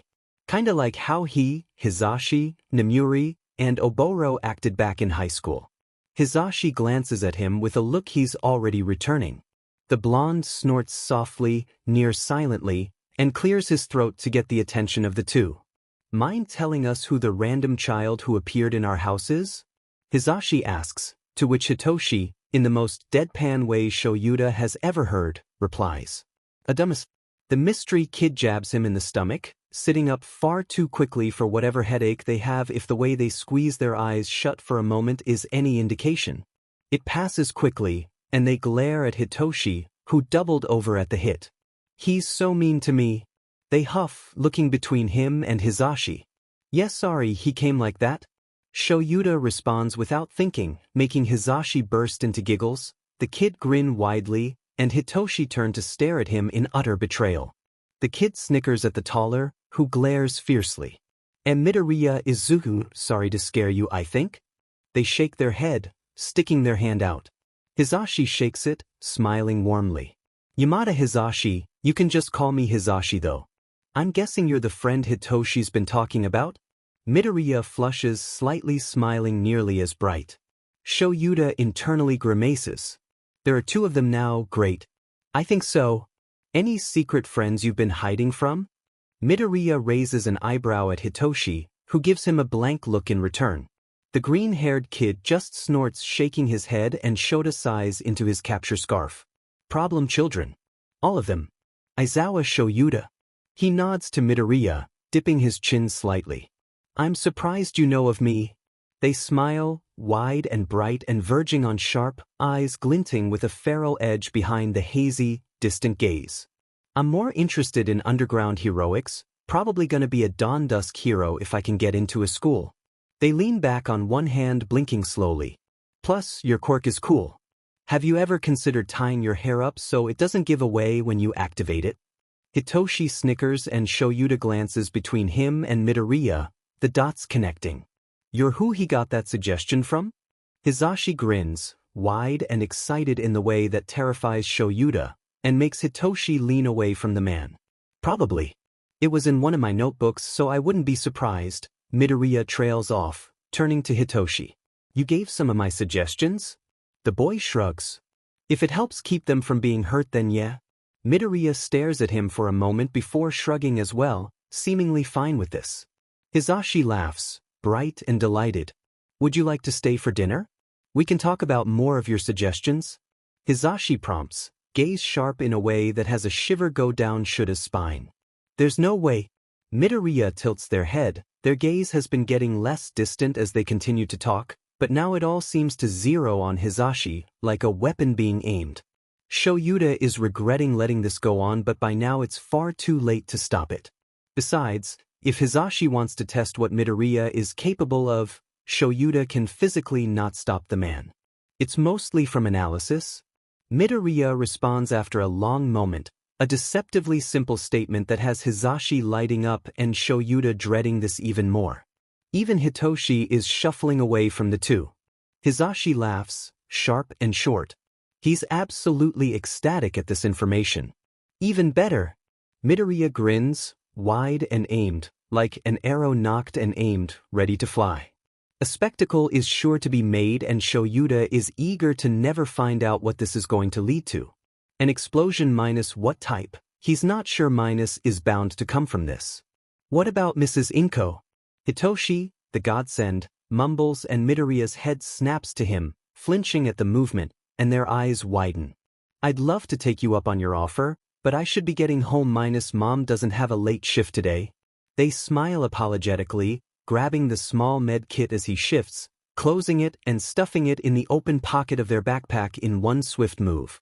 They zip it as they stand, slinging it on just as they crouch to retrieve their jacket, tying it around their waist. Hizashi looks only slightly disappointed, before he seems to realize something. Inko, as in Midoriya Inko, the infamous lawyer also known as Mamba? Shoyuta wonders if he can feel any colder when Hizashi asks that as he stands. Midoriya Inko is notorious in the underground, being smart with a sharp wit, she never loses cases. She's vicious, and always comes armed to the teeth with evidence even private investigators struggled to obtain. She's terrifying.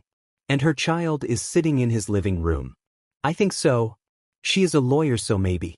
I've never heard someone call her Mamba, though. Midoriya thumbs over their backpack strap before shaking their head. I'll ask, but probably.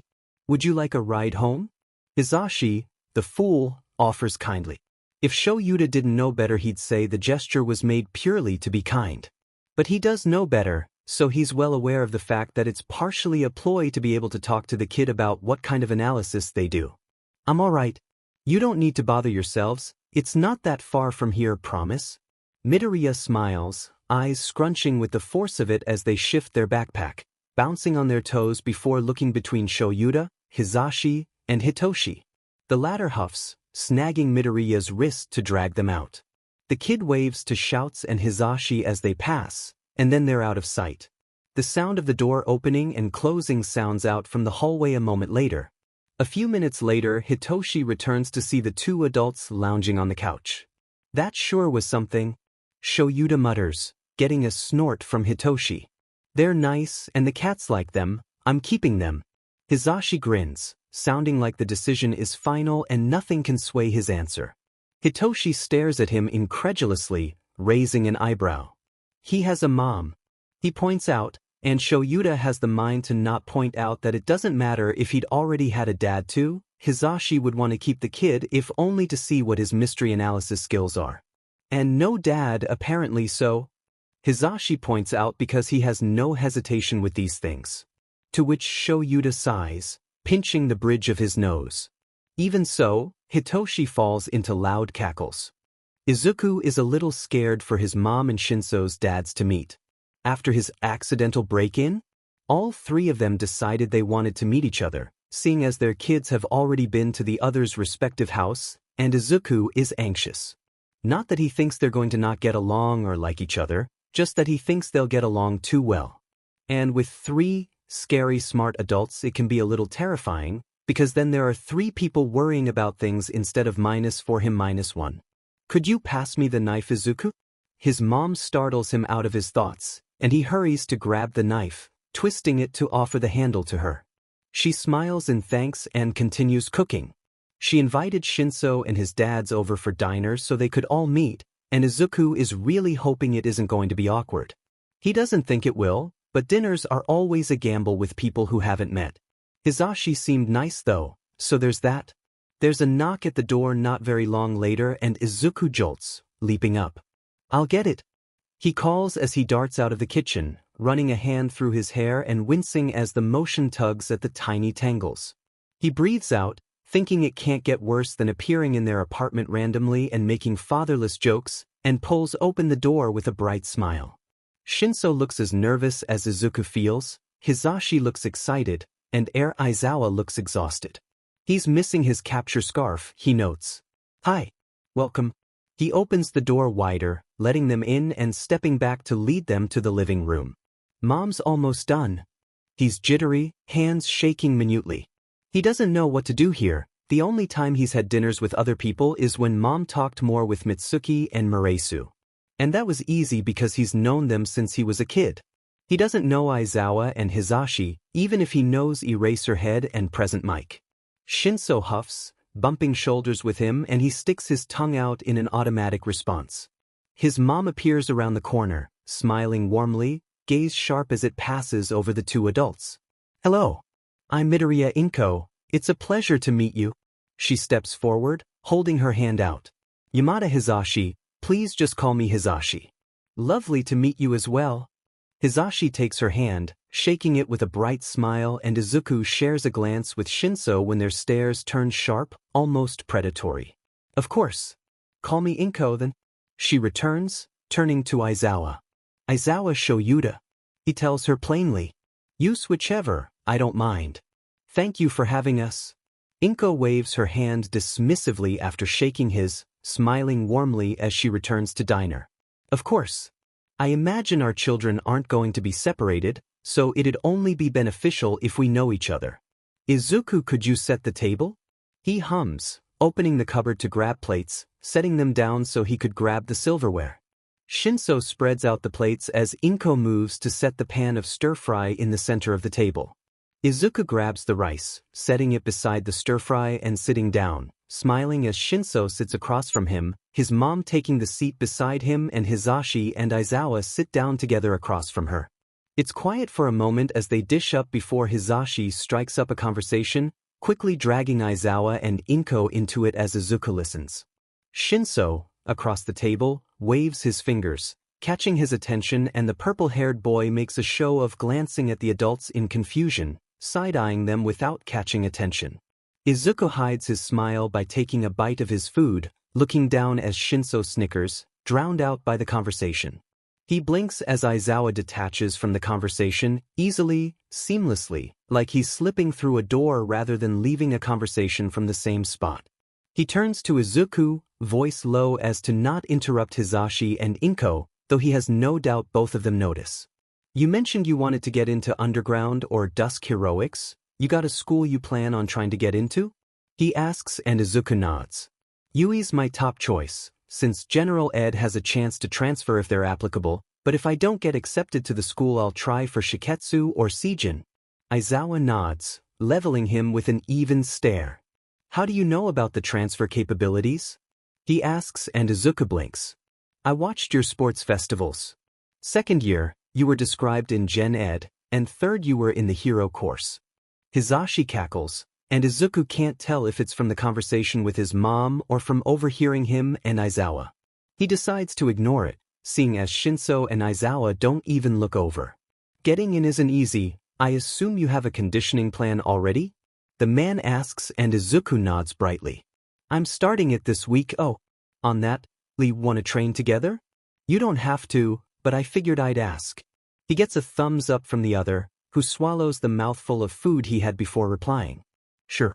Can't train every day with the same 2 people, that'd get boring." He grins, and Izuku snorts when Aizawa gives him an "Are you serious?" look. You're barely learning the basics of hand-to-hand, you don't get to talk. Hizashi chimes in, getting a chuckle from Inko as Aizawa reaches over to cuff the back of Shinso's head, light and easy even as the boy whines dramatically. Aizawa doesn't look like he regrets it, which makes the action even funnier to Izuku. Man, I wish. Can't really get constructive criticism from YouTube? He grumbles lightly, seeing Aizawa's brows furrow as Hizashi returns to the conversation with his mom. The man tilts his head, just slightly, watching him. Izuku stares back, not breaking eye contact no matter how much he wants to look down at his food and curl his shoulders. Aizawa is Shinso's dad, not the teachers at Aldra. There's a dojo not too far from here that does martial arts, he says, and Izuku knows where his thought process went. Why go to the internet when he could get better physical training just 10 minutes away? He smiles wryly. Tried that, they don't necessarily let people like me in.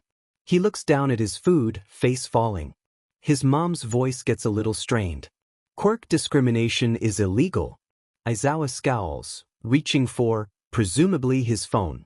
Who he's going to contact, Izuku doesn't know, but he shakes his head. It is. But they don't take you seriously when you're quirkless? He can feel his mom's gaze snap to him, surprised at the quick admission, and Izuku waits. He doesn't think Eraserhead or Present Mike, of all heroes, would look down on him. But then again, he didn't think his best friend of 5 years would turn his back as soon as he found out how weak he is, so he has to be sure. He sees Shinso pause in the bite he was taking and Hizashi stutters. He waits. Aizawa sighs heavily, reaching up to pinch the bridge of his nose. You're right. And unfortunately, if it's hard to get them to stop discriminating quirks, it's even harder to stop quirkless discrimination. He grumbles, dragging his hand down his face as he goes to take an angry bite of his stir-fry, not noticing or caring about the way Izuku stares at him. He's never had someone just take that fact as it is and continue a conversation like that. Usually there are apologies if he's lucky, or swears and disgusted looks if he's not. He was expecting at least a little push, some protest about him wanting to be a hero. He was ready to double down and argue his choices, and yet Aizawa just grumbles in disappointment about quirkless society and about how the commission and law enforcement are prejudiced. After a moment the dark-haired man looks up, making eye contact with him again. Why do you want to be a hero? It's not asked with a snarl over you, it's not asked with judgment, it's not asked with a scathing voice that makes Izuku want to flinch and hide. He doesn't realize the table is silent. To help people? He doesn't hesitate. There's hardly a beat between Aizawa's question and his answer as they stare unblinkingly at each other. Are there other ways to help people? But being a doctor or lawyer isn't interesting to him. Plus, becoming a hero gives him the largest skill set, pays really well no matter limelight, dusk, or underground, and with his aimed for variation he'll be helping more everyday people. Aizawa grins, wide and shit-eating, like he's just found the best response possible and is ready to jump on the spite bandwagon with him. Then you can join hand-to-hand training with me and Hitoshi. If, of course, you want to, and it's okay with you. He turns to Inko at that last part of his sentence, who watches him carefully. Her stare is critical and for a long moment, frozen in the silence. Izuku worries she's going to not allow him to, and opens his mouth to try and persuade her when she nods once. Alright, promise you'll look after him?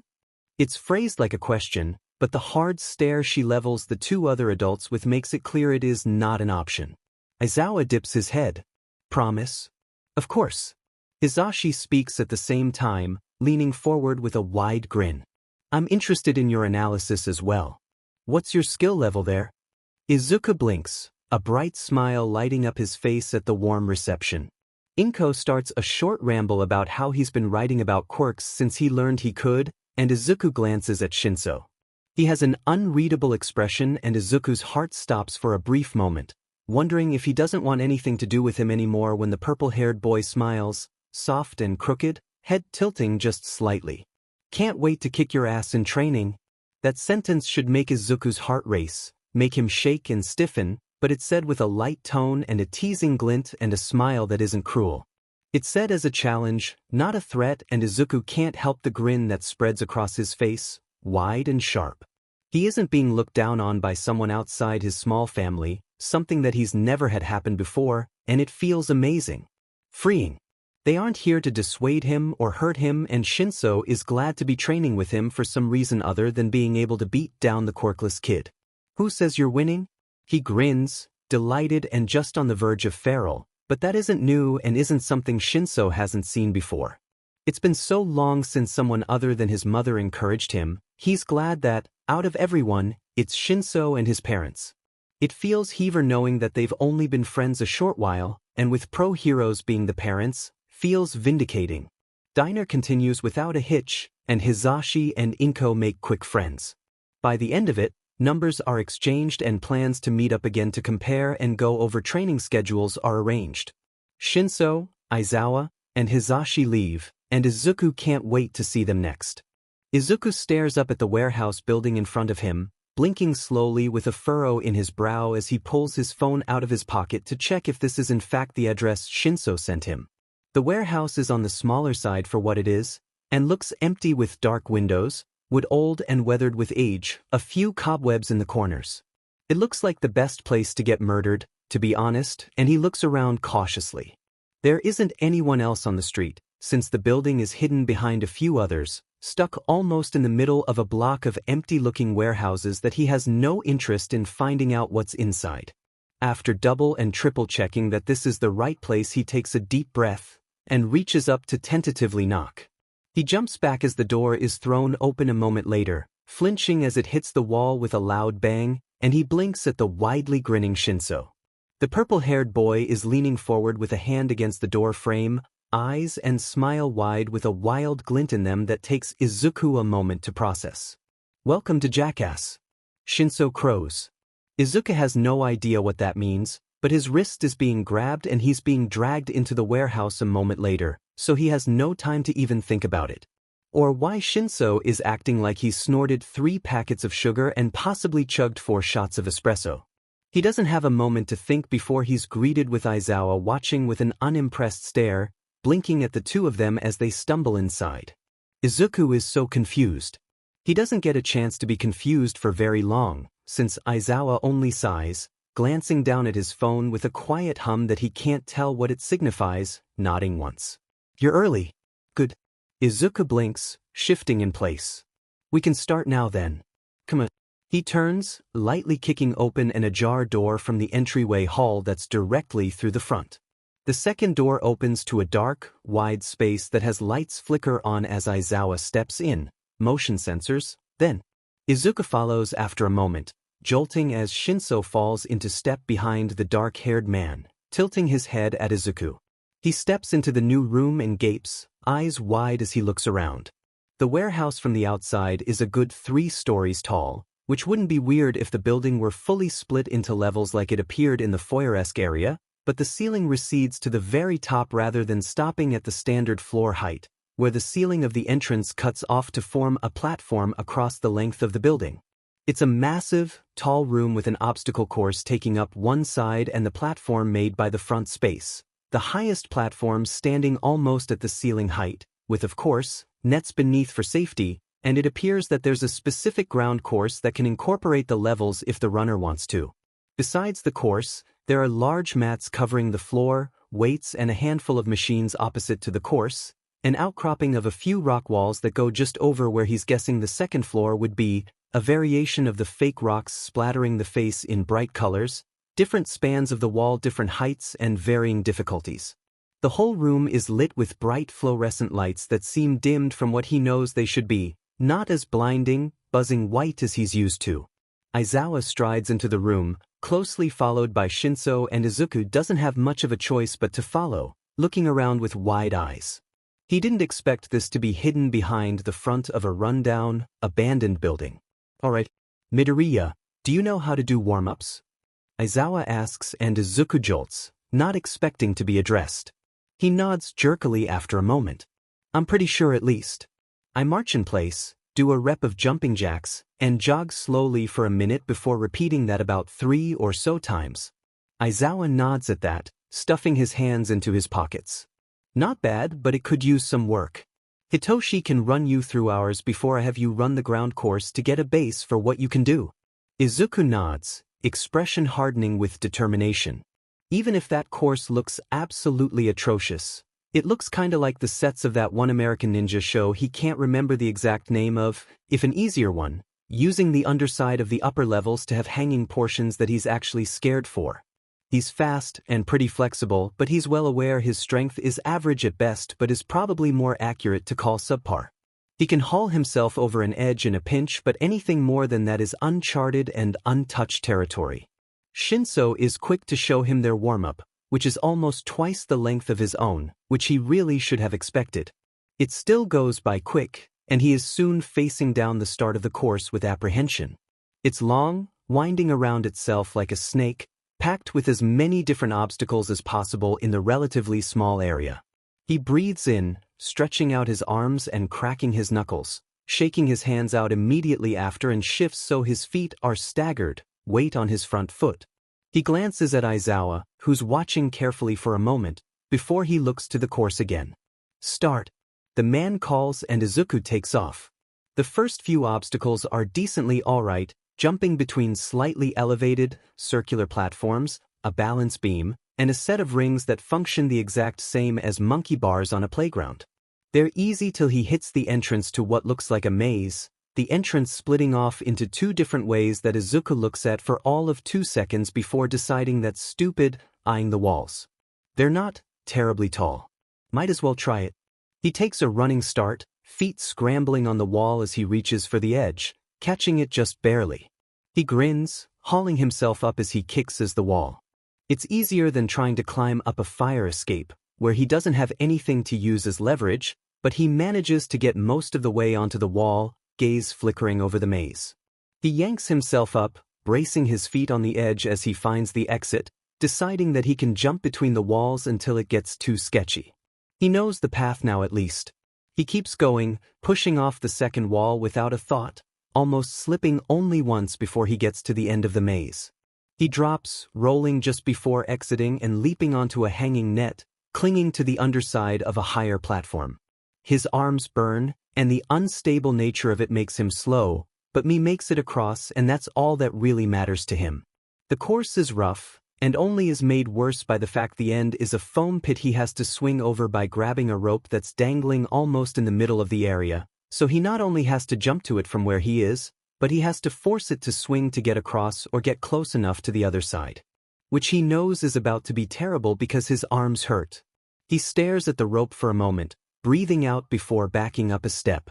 He doesn't actually have much room seeing as the previous obstacle was another set of platforms he had to jump between, but he bolts forward and jumps to the rope. Catching it makes his arms burn and he grimaces, letting go at the apex of the one swing. Which does not let him make it the entire way, but he wasn't expecting it to. He just doesn't know how to actually use a rope to swing, he's never had to, so he falls short by a few feet and scrambles to get out of the foam pit. Hauling himself out, he collapses onto the mats, laying on his back, breathing heavily. Footsteps sound out close by, to which he doesn't even care about, eyes closing. So, how's it going? Izuku groans and swats at where Shinso's voice came from, smacking him lightly, to which the bastard only laughs, snickering. A moment later a cold circle is placed on his forehead, and he opens an eye to see a water bottle. He gives the purple-haired boy a deadpan stare, grabbing the water and sitting up. Aizawa is standing close by. He notes as he downs a third of the water, leaning back on one hand and tilting his head back. Climbing the maze was smart. Shinso pokes his arm, to which he grumbles. He figured wasting time trying to run through it would just be frustrating to him, so he ignored the challenge itself. It was easier than whatever else he could have done. You did decently. Your run was 8 minutes and 46 seconds. Aizawa states from nearby, and Izuku breathes out slowly, capping his water as he leans forward, crossing his legs. What's that compared to other runs? He asks, propping his elbow on his knee and resting his chin on his palm. He's not sure what he's expecting, but a wide grin from Shinso as he responds is not it. Better than my first run, he says, and Izuku blinks, tilting his head. Aizawa huffs lightly and he glances to the man, who's tucking his phone back into his pocket. It's not the worst ever, but this is just a starting point to see where you need to improve when it comes to aspects of hero work like mine. Also, while it was clever to find out the path, so you didn't waste time doubling back, jumping on the walls was reckless, especially when you're not used to doing such a thing. The man huffs, and Izuku winces, but Shinso smiles widely, leaning forward to nudge Izuku even as Aizawa glares at him, a warning in the way he stares. Shinso doesn't even blink at the look he's given as he leans into Izuku's space. He's impressed. Don't let the gruff expression fool you. I'm not going to condone idiotic behavior. Aizawa huffs, to which Shinso levels him with an unimpressed look, opening his mouth to retort. Do you want to do suicide sprints? Shinso's mouth snaps shut with a click, pouting at the man. Izuku snorts, tilting his head down to somewhat hide the sound. Shinso continues to glare at Aizawa, not even sparing a glance at Izuku at the sound, eyes narrowing on the man as he gives no reaction. The silence stretches for a good minute, where Izuku leans forward, unfolding one of his legs and reaching for it, laying near flat against his own thigh. After a moment he switches legs, at the same time Shinso huffs, glancing away with an only mildly annoyed eye roll. He thinks Aizawa looks almost smug for a split second before the expression vanishes. I can work out a plan for you to work on individually on top of the group work we'll be doing, like I did with Hitoshi, since you need to get some aspects on the same level as others before you start honing a specialty. Your stamina, upper and core body strength need some work, which I'll draft a plan up for you. It's important to follow it, since I'll be giving you specific times and breaks between. I understand wanting to do as much as possible to get better, but overworking yourself will just hinder you in the long run. The stare Aizawa levels Izuku with sends a slight shiver down his spine, the seriousness demanding he pay attention and listen. Whatever you choose to do with exercises on your own is fine by me, even changing some things that are more flexible, but if you burn yourself out you are less than useless on the field. You can't save people if you can't be aware of your own limits. Izuku nods, meeting the serious stare the man greets him with. He'd already figured he couldn't push his limits too much, minus he's read about the consequences and figured they're not worth it, minus, but Aizawa reaffirming it just drills the idea in further.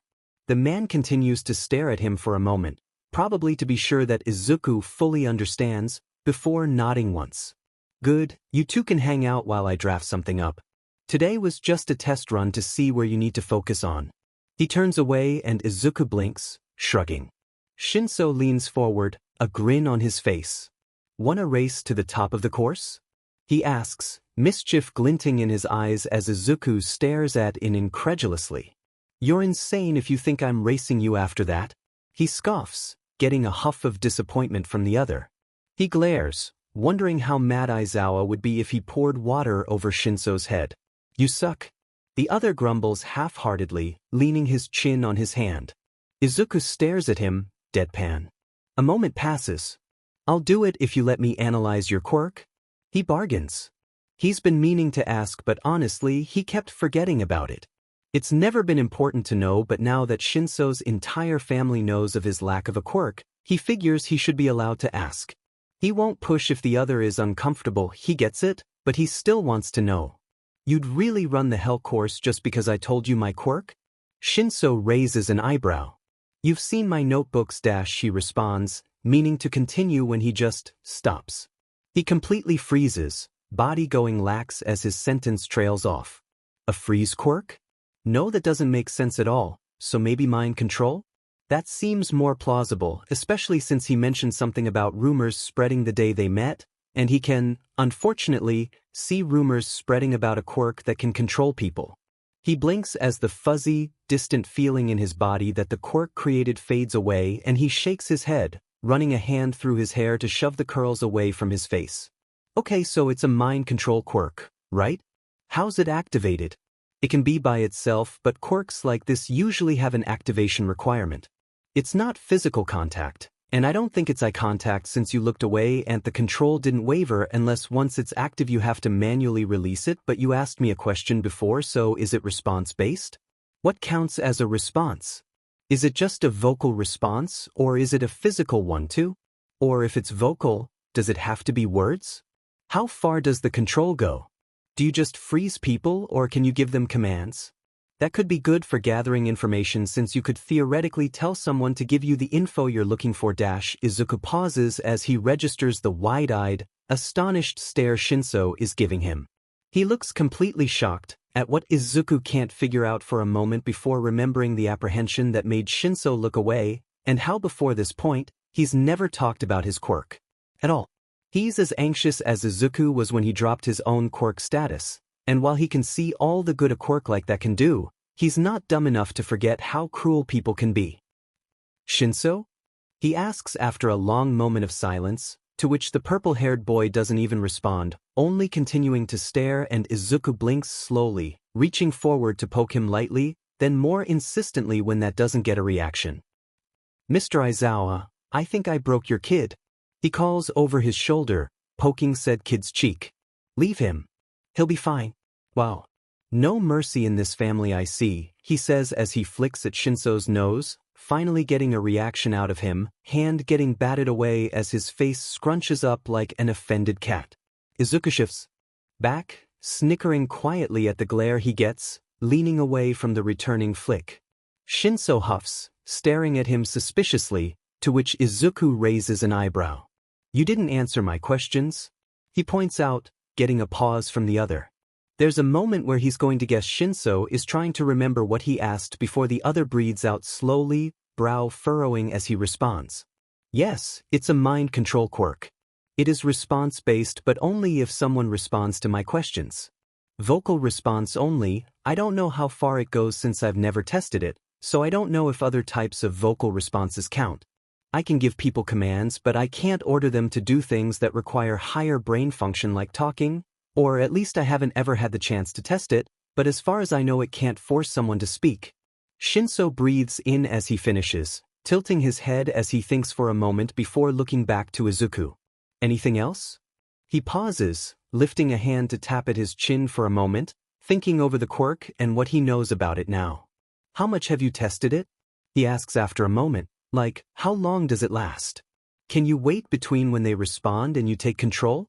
How many people can you control at one time?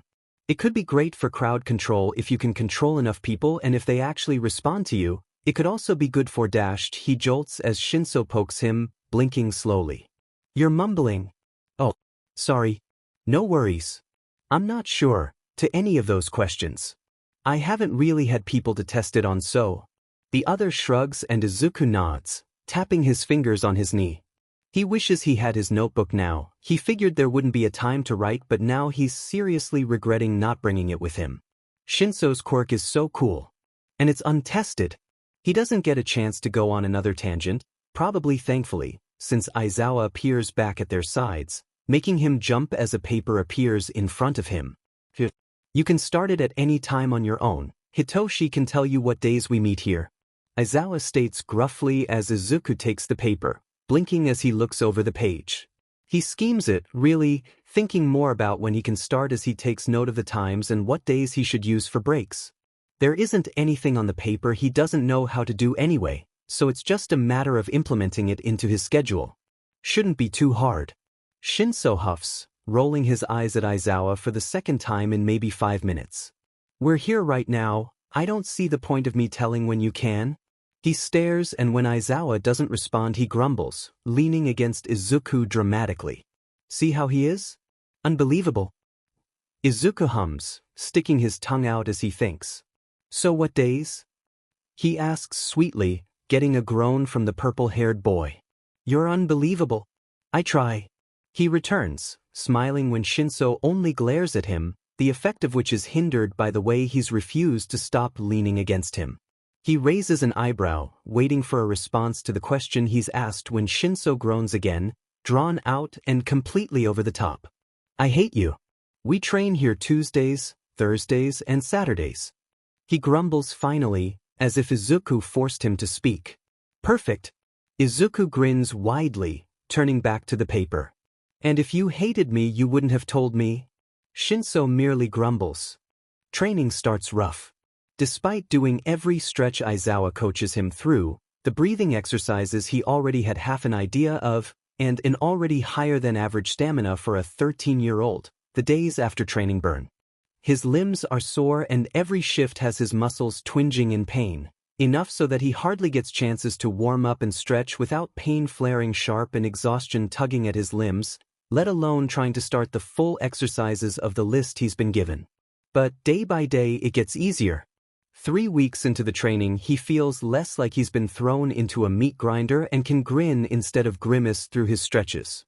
It helps that he can see the progress of it, his runs through the course getting shorter and shorter, even when Aizawa guides him to the higher floors, never going further than the second staggered level that can't be more than 20 feet in the air, and through the shifting of some obstacles on the ground.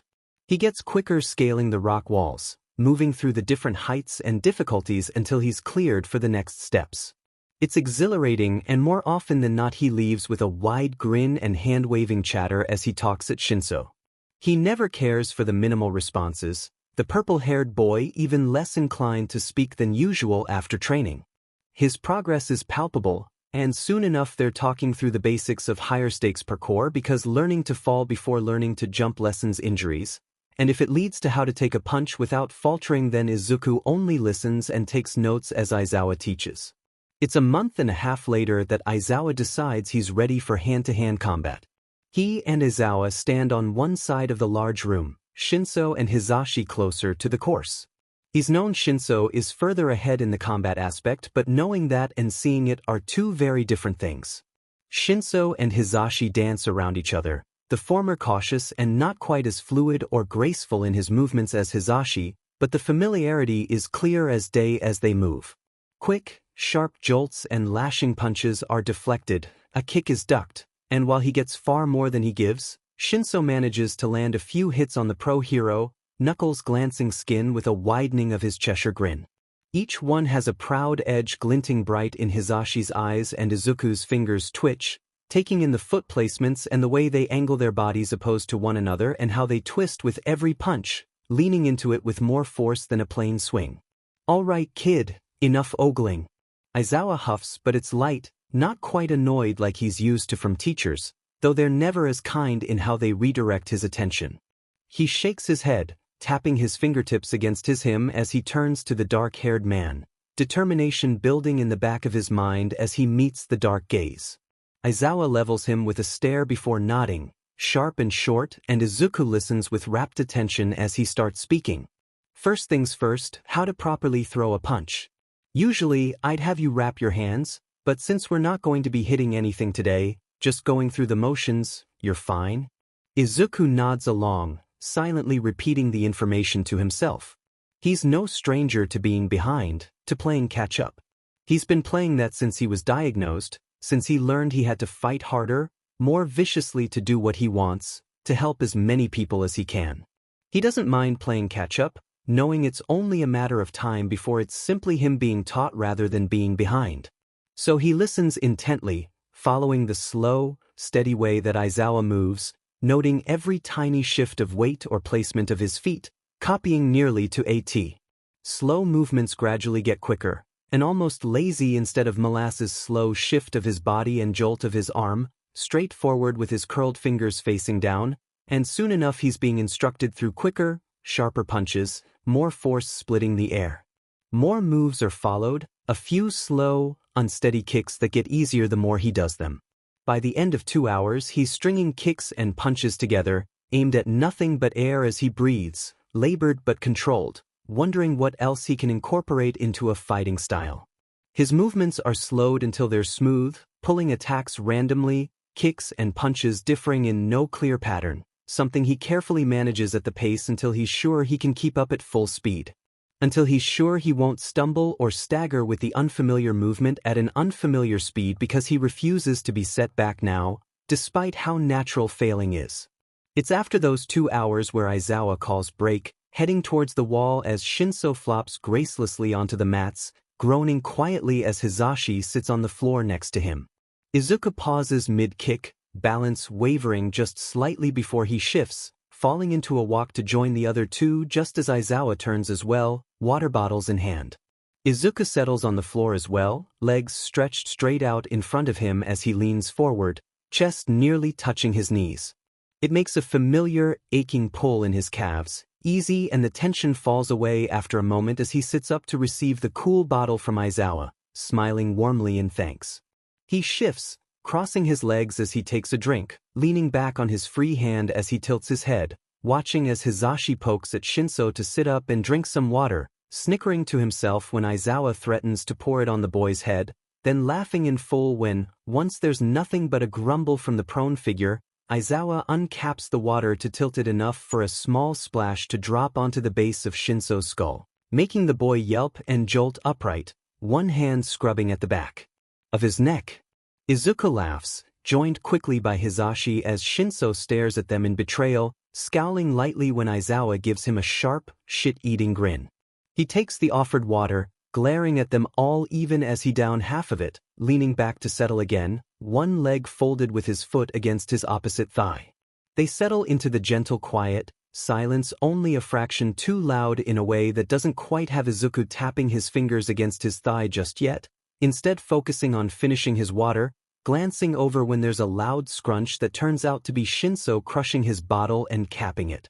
The purple-haired boy then returns to his flopped state against the ground, one arm pillowing his head as the other rests against his stomach, eyes closing as he huffs out a breath, a fallen strand of hair flicking away from his forehead at the motion.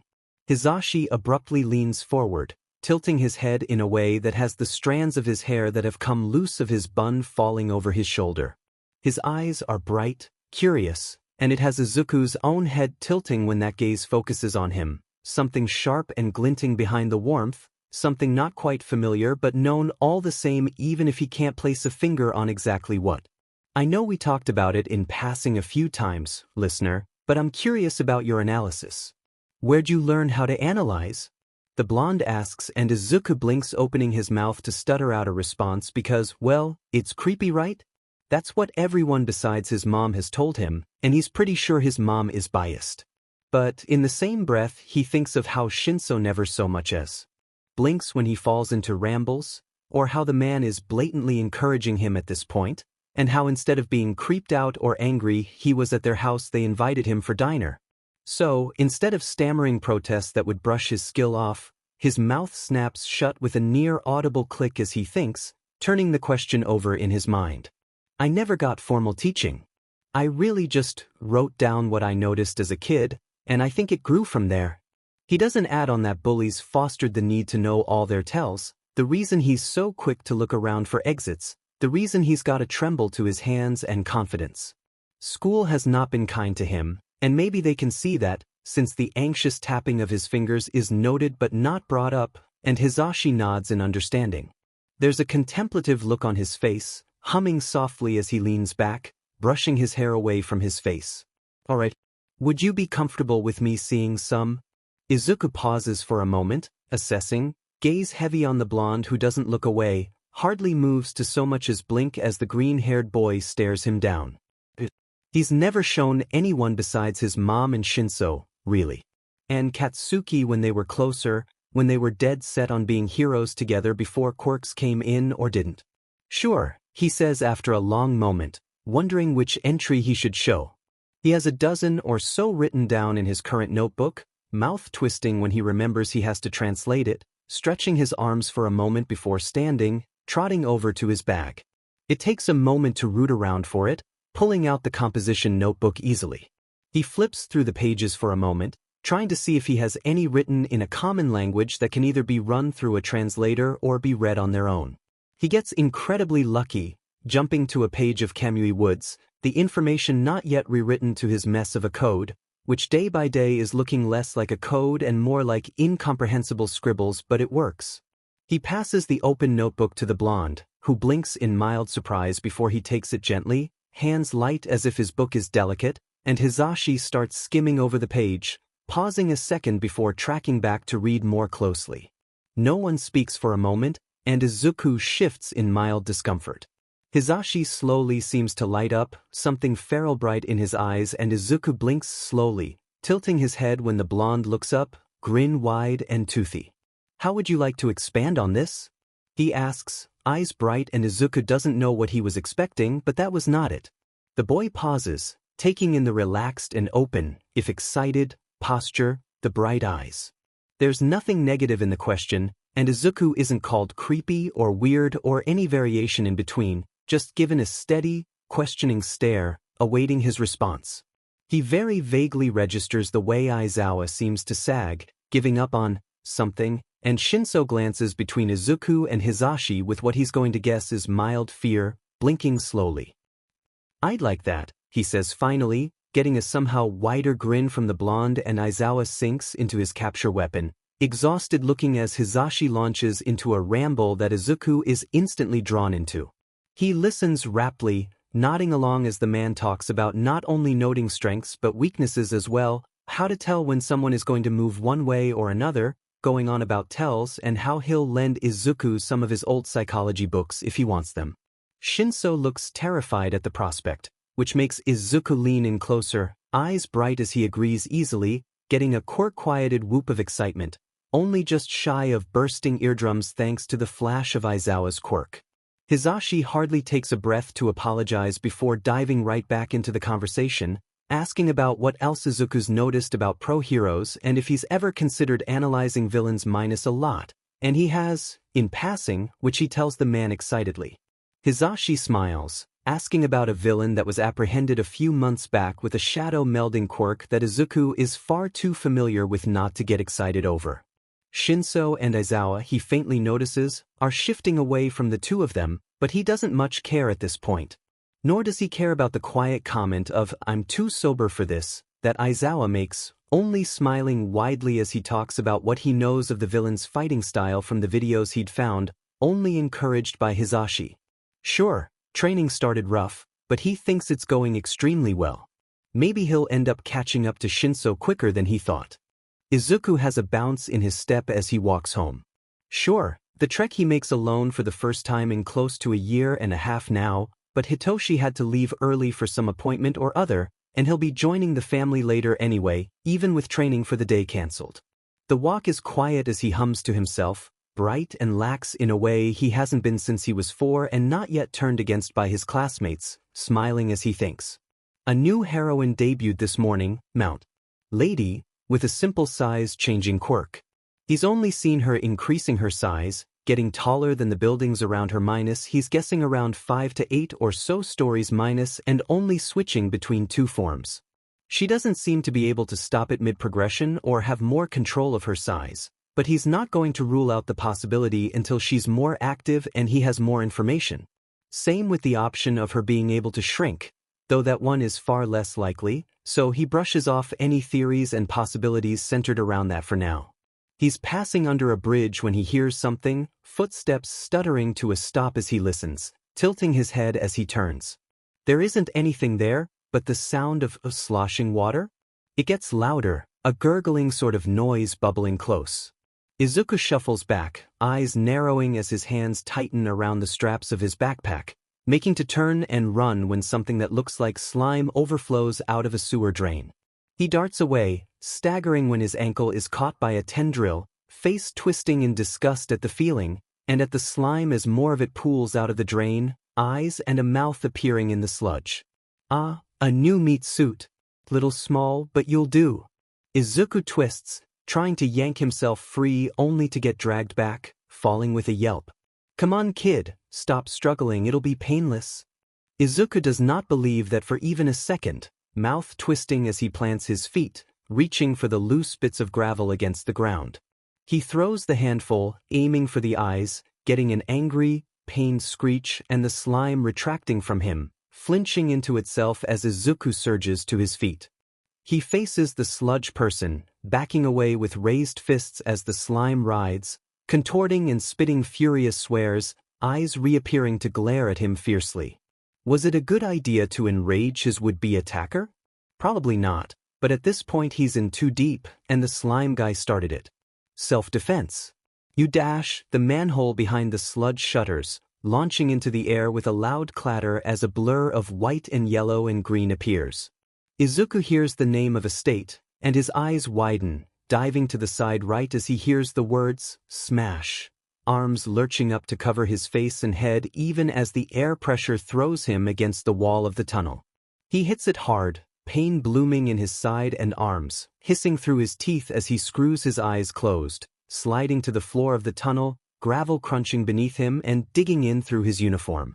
He blinks in a daze, vision blurred as a large figure of hazy white and yellow shuffles, seeming to pick things up before they register he's even there.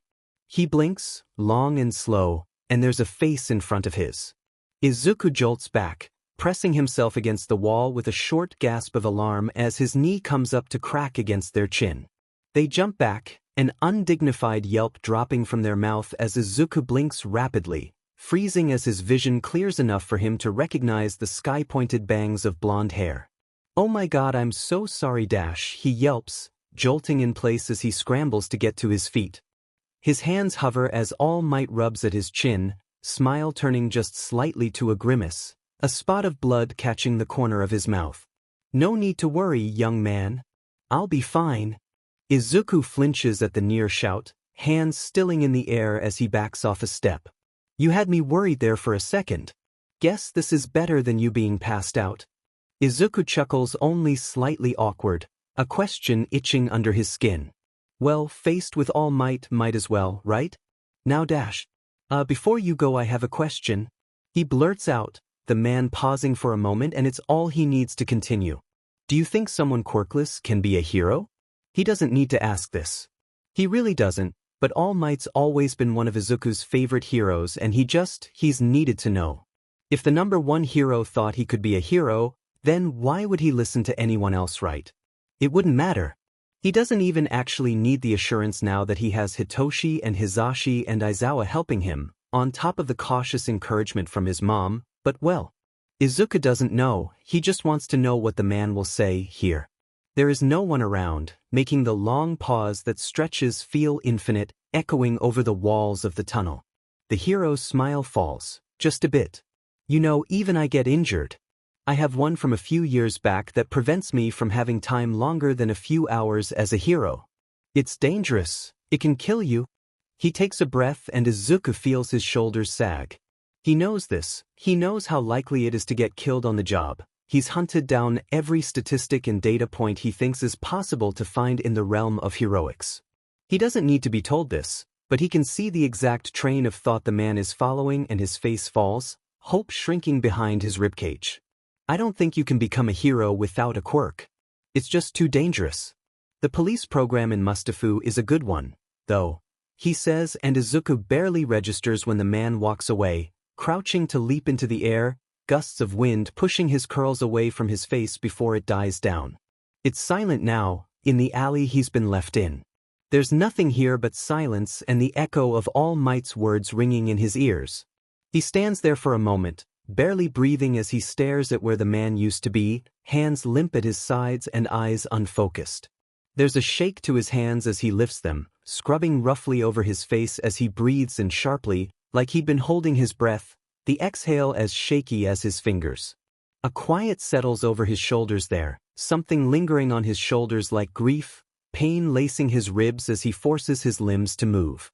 One foot in front of the other, step by step he walks away from where All Might just mindlessly shattered a once-dependent dream, glass shards almost crunching beneath his feet, ground to dust that clears away with a breeze. He doesn't need All Might's approval, he doesn't. It just would have been nice from the man who's preached about anyone being able to become a hero. Izuku pauses as he draws his phone from his pocket, looking skyward as he goes to make a call, finger hovering over the dial button as his eyes widen. He drops his hand, tucking his phone away, head tilting back as he makes his way towards it, the sounds of shouting getting louder, dragging him from the half-haze he's fallen into. There's no decrease in the smoke, despite the way backdraft should be active today. Unless he's in a different part of the city? No, his patrol route cuts right through his area. What's happening?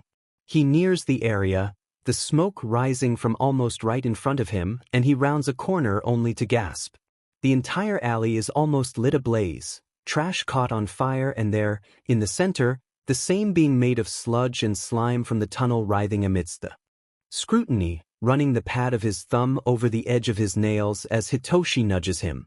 The car ride is quiet, Hizashi chattering with Morso and then with Aizawa, who barely grumbles out responses. The radio is on but turned down, just quieter than the talking between the two as Hitoshi leans against his shoulder, showing him pictures of Trash and Trouble trying their best to suffocate the dark-haired man, who Izuku is guessing didn't even care at the time. He's less far away by the time they get back to the apartment but is tired enough to messily kick off his shoes, set his backpack down beside them, and drop to the floor in the living room to greet the two cats that meow loudly at him. Trash purrs aggressively as Izuku flops onto the ground, Trouble pawing at his face as he lays down before jumping to lay across his side, tail curling over his hip, and Trash squeezes himself under Izuku's chin, uncaring of how he sputters when fur gets in his mouth. "You could have used the couch?" Aizawa deadpants, raising an eyebrow at him. "I'm covered in soot. Floor time?" He mumbles in return, voice still too low and throat still too tight, but he manages to get the words out, breathing out heavily as Trash nudges at his arms before curling up, nosing at Izuku's neck. "Soot?" He hums in response, eyes closed, and Hitoshi snorts softly. "I don't think you're getting answers out of him." He hears faintly, close by, and he guesses the purple-haired boy sat on the ground somewhere beside him.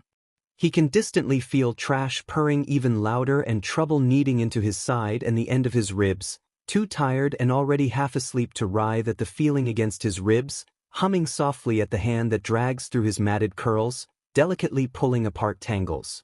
Izuku falls asleep there, with rumbling cats pressed against him and a warm hand in his hair. Almost across the city, a skeletal, blond man in baggy clothing walks beside a beach. His sunken gaze takes in the empty street with shoulders slumped and a twinge of disappointment, frowning at the gold-drenched street, no head of green hair to catch the setting sunlight. He sighs, turning to leave as nothing but the crashing waves meets him. There's a quiet meow that makes Hitoshi look up from his phone, blinking as he meets the half-lidded gaze of Izuku, Trash nosing at their cheek from where he's curled up between their chin and arms. They don't react much, blinking slowly as they continue watching him silently. After a minute of nothing, they reach up and carefully stroke Trash's back, fingers gently scratching at the base of his neck. Hitoshi doesn't think they're going to move, at least not without prompt, reaching to ruffle their hair lightly, his hand coming away with ash and dust as he stands. They were entirely correct when they mentioned something about soot earlier, and he goes to the kitchen to wash it off, as well as grab the plate of food they made for the other from where it was placed in the fridge. It doesn't take long for him to heat it up and return to where Izuku remains curled on their side, now watching Trouble as she stares at him from her perch on the back of the couch. "All right, sit up, it's been several hours and you need food."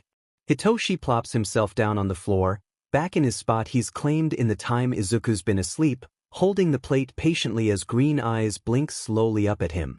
They're dark in the dimmed lighting, his parents having retreated to either the office or their room, and Hitoshi had kept most of the lights off, so they're both shrouded in the darkening shadows of just past sunset, only lit with the warm glow from the small kitchen light. It makes their expression unreadable, between the exhaustion and darkness, that bright green shadowed. After a few moments, though, they carefully shift, sitting up and leaning heavily on one arm, scooping Trash up with their free one to shift and settle fully. They mirror Hitoshi, legs crossed and back hunched as they deposit the cat in their lap, who doesn't even stutter in the loud purr he's making, stretching across their lap in satisfaction. He hands them the plate, standing after they take it to go grab a spare set of clothes and a towel, both folded neatly and set on the coffee table when he returns to his spot again. Trouble has rejoined Izuku and Trash, eyeing the half-finished food with adamant interest, kept away by the way the green-haired boy holds the plate closer to their chest, staring back down at her with blank interest. Hitoshi snickers quietly at the sight, settling back down on the floor, stretching one leg out to rest against Izuku's knee, the slight contact making them look over to him and the corner of his mouth twitches, the slightest bit of a smile before they go back to their stare-off. He doesn't mind the slow, almost lethargy of the other as they eat, pulling out his phone to play some simple game, the audio on the lowest volume setting without it being completely muted to fill the silence just enough. It's nearly mindless, going through the tasks, glancing up every once in a while to watch the continued stare-off between Izuku and Trouble, Trash continuing to purr away obliviously. Despite the circumstances, it's sweet-looking. Hitoshi thinks one of the best things ever is how much his cats like Izuku, even though they like almost no one else.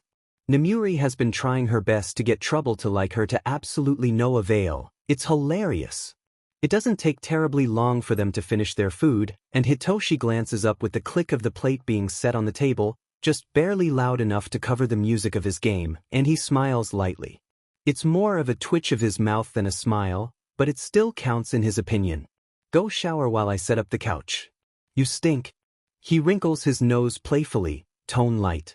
It doesn't quite get a reaction from the other, but they do tilt their head, eyes a little brighter, and stand after gently plucking trash from their lap, setting him gently in one of his favorite spots before grabbing the folded pile of clothes and towel.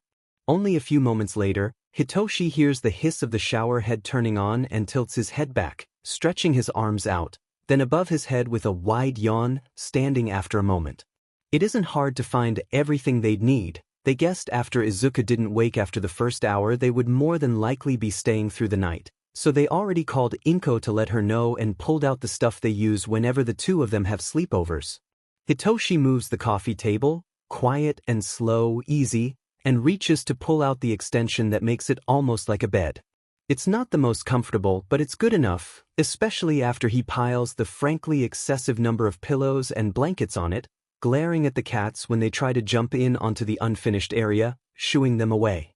There isn't much to do, honestly, just laying out all the blankets once he collected the random assortment they have, so he flops across the cushions, phone back in hand and waits.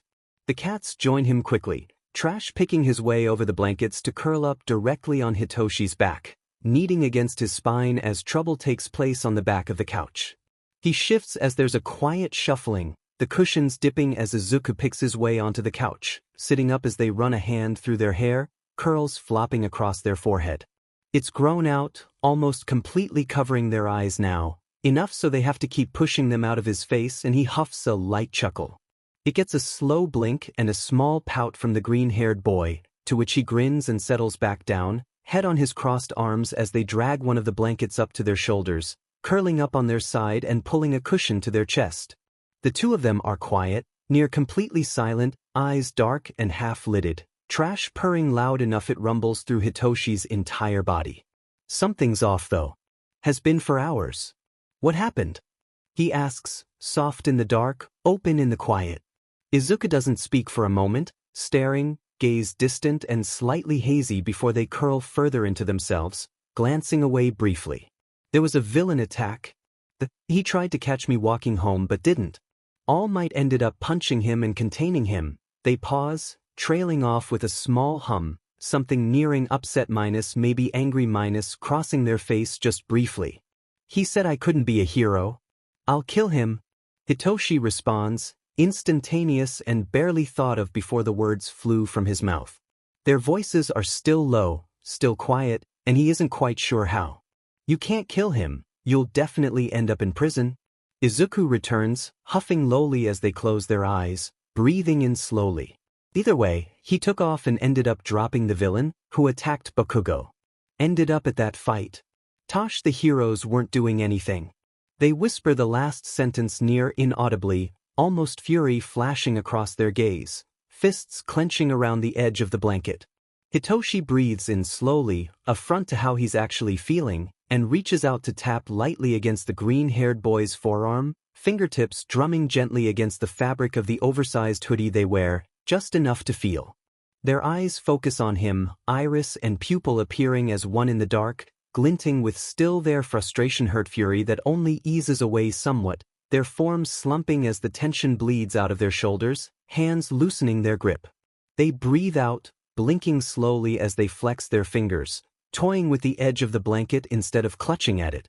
So I jumped in, got Bakugo out of the slime, and well, after that's when I called. They finish. Hitoshi has the distinct feeling something is being left out, but it's not important enough for him to press, so he reaches over to run a hand through damp curls, ruffling them the slightest bit, the contact welcome if the way they lean into it is any indication. He doesn't pull away after a moment, remaining in the position to delicately, absently twist strands of the other's hair together, then undoing the action with soft scratches. It's both a self-soothing thing and a comfort to Izuku, whose eyes slip fully closed as they push their head further into his palm like a content cat. He snickers at them, getting a sleepy, bleary-eyed glare that's far too soft to actually be a glare before their eyes close again, the next breath having them all but melt completely into the couch cushions and blankets that surround them. It's nice seeing them this relaxed even after whatever bullshit went down, sight made even better when Trouble picks her way over, sniffing at green curls and Izuku's shoulder before delicately clambering onto and over his side, tail swaying as she kneads at the blankets under Izuku's chin and curls up there, a tiny purr making itself known. It's sweet and soft, and Hitoshi closes his own eyes, fingers still weaved in their hair, shifting slightly closer so his arm is at a less awkward angle. They're quiet now, and gradually, like stars captured in each other's gravity, they shift, Hitoshi shuffling onto his side much to the annoyance of Trash, curling close with his head pillowed on his bicep, hands still intertwined with Izuku's hair. The shorter shuffles, curling around Trouble while pulling the blankets closer around themselves and pushing further into the contact, one hand coming up to lay over Hitoshi's forearm. They grumble, shifting their entire lower body so their legs are tossed over Hitoshi's own, knees no longer digging into Hitoshi's own but still bent, calves pressed lightly together. Trash jumps over Hitoshi's side to curl up beside Trouble, stretching out along the purple-haired boy's chest, tail flicking lazily. There, in the silence, sleep comes easily, between one breath and the next, sinking into the quiet of each other's breathing and rumbling purrs. Getting Bakugo out of there was certainly only part of the story, Hitoshi notes in the back of his mind. It's been an hour or so since they've woken up, still ridiculously early, meaning not even his pops is shuffling about the kitchen just yet, and he's been mindlessly scrolling on his phone when he found a new post from his favored news forum. It's just a news article with a video to go with it, and one he mostly pays attention to rather than the text on his screen, only reading the captions that automatically pop up since his phone's volume is all the way down. Not reading the article at all is what leads to him nearly choking on the mouthful of coffee he'd taken when he realizes what's happening in the video. One side is dark, clearly a cut to a second video of what happened, but the one shows the blonde struggling against the slime, explosions rocking the alley and leaving fires to catch on everything and anything it can, lighting the alley up in brilliant oranges and yellows. The camera is shaky, a phone camera, and taken from somewhere in the crowd, making it very easy to see the lack of movement from any of the pro heroes on scene. Only who he thinks is backdraft shifts, hosing down any of the fires he can reach, which ultimately proves futile when more explosions go off, sparks flickering into the air with thick smoke. A new camera blinks to life beside the first, synced up even as the second wavers with movement, running to join a crowd before panning up, and Hitoshi can only stare, wide-eyed. Izuku runs into the alley from the opposite end, bright red fire extinguisher in hand and already spilling foam. It bubbles against the heat, smothering the smaller flames and greatly reducing the rest. There aren't as many fires on that side of the alley, but enough to light them fiercely, glinting off skin and hair that's darkened with smoke and ash, highlighted orange. They don't turn back to the camera focused on their actions, and they're barely seen from the other, blocked by the writhing slime.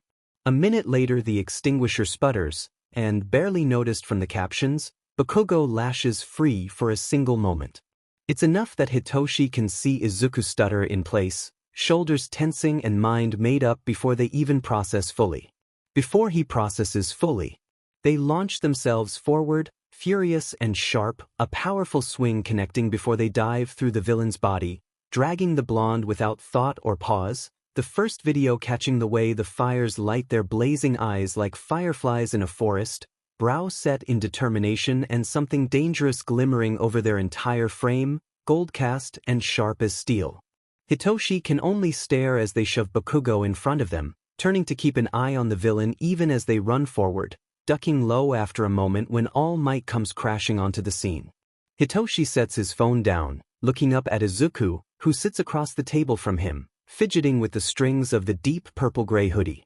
They're antsy, fingers twitching and drumming on their thigh, itching for movement, for anything.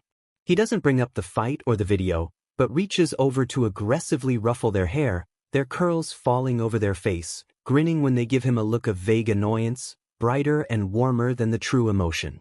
It's nice, even though they don't speak, quietly helping Hisashi make breakfast when he comes out, the two easily moving around each other as Shoyuta joins in sitting at the counter with a mug of coffee with Hitoshi. The morning is quiet, Hisashi softly humming undercut with rhythmic tapping along to the beat, the scuff of plates and pans being moved and set down drowned out by the quiet breathing of the four. Eventually, Trash starts kneading at his ankle and begging for food, yowling loud enough it startles Izuku into almost dropping the plate they held, blinking owlishly as Hitoshi grumbles under his breath.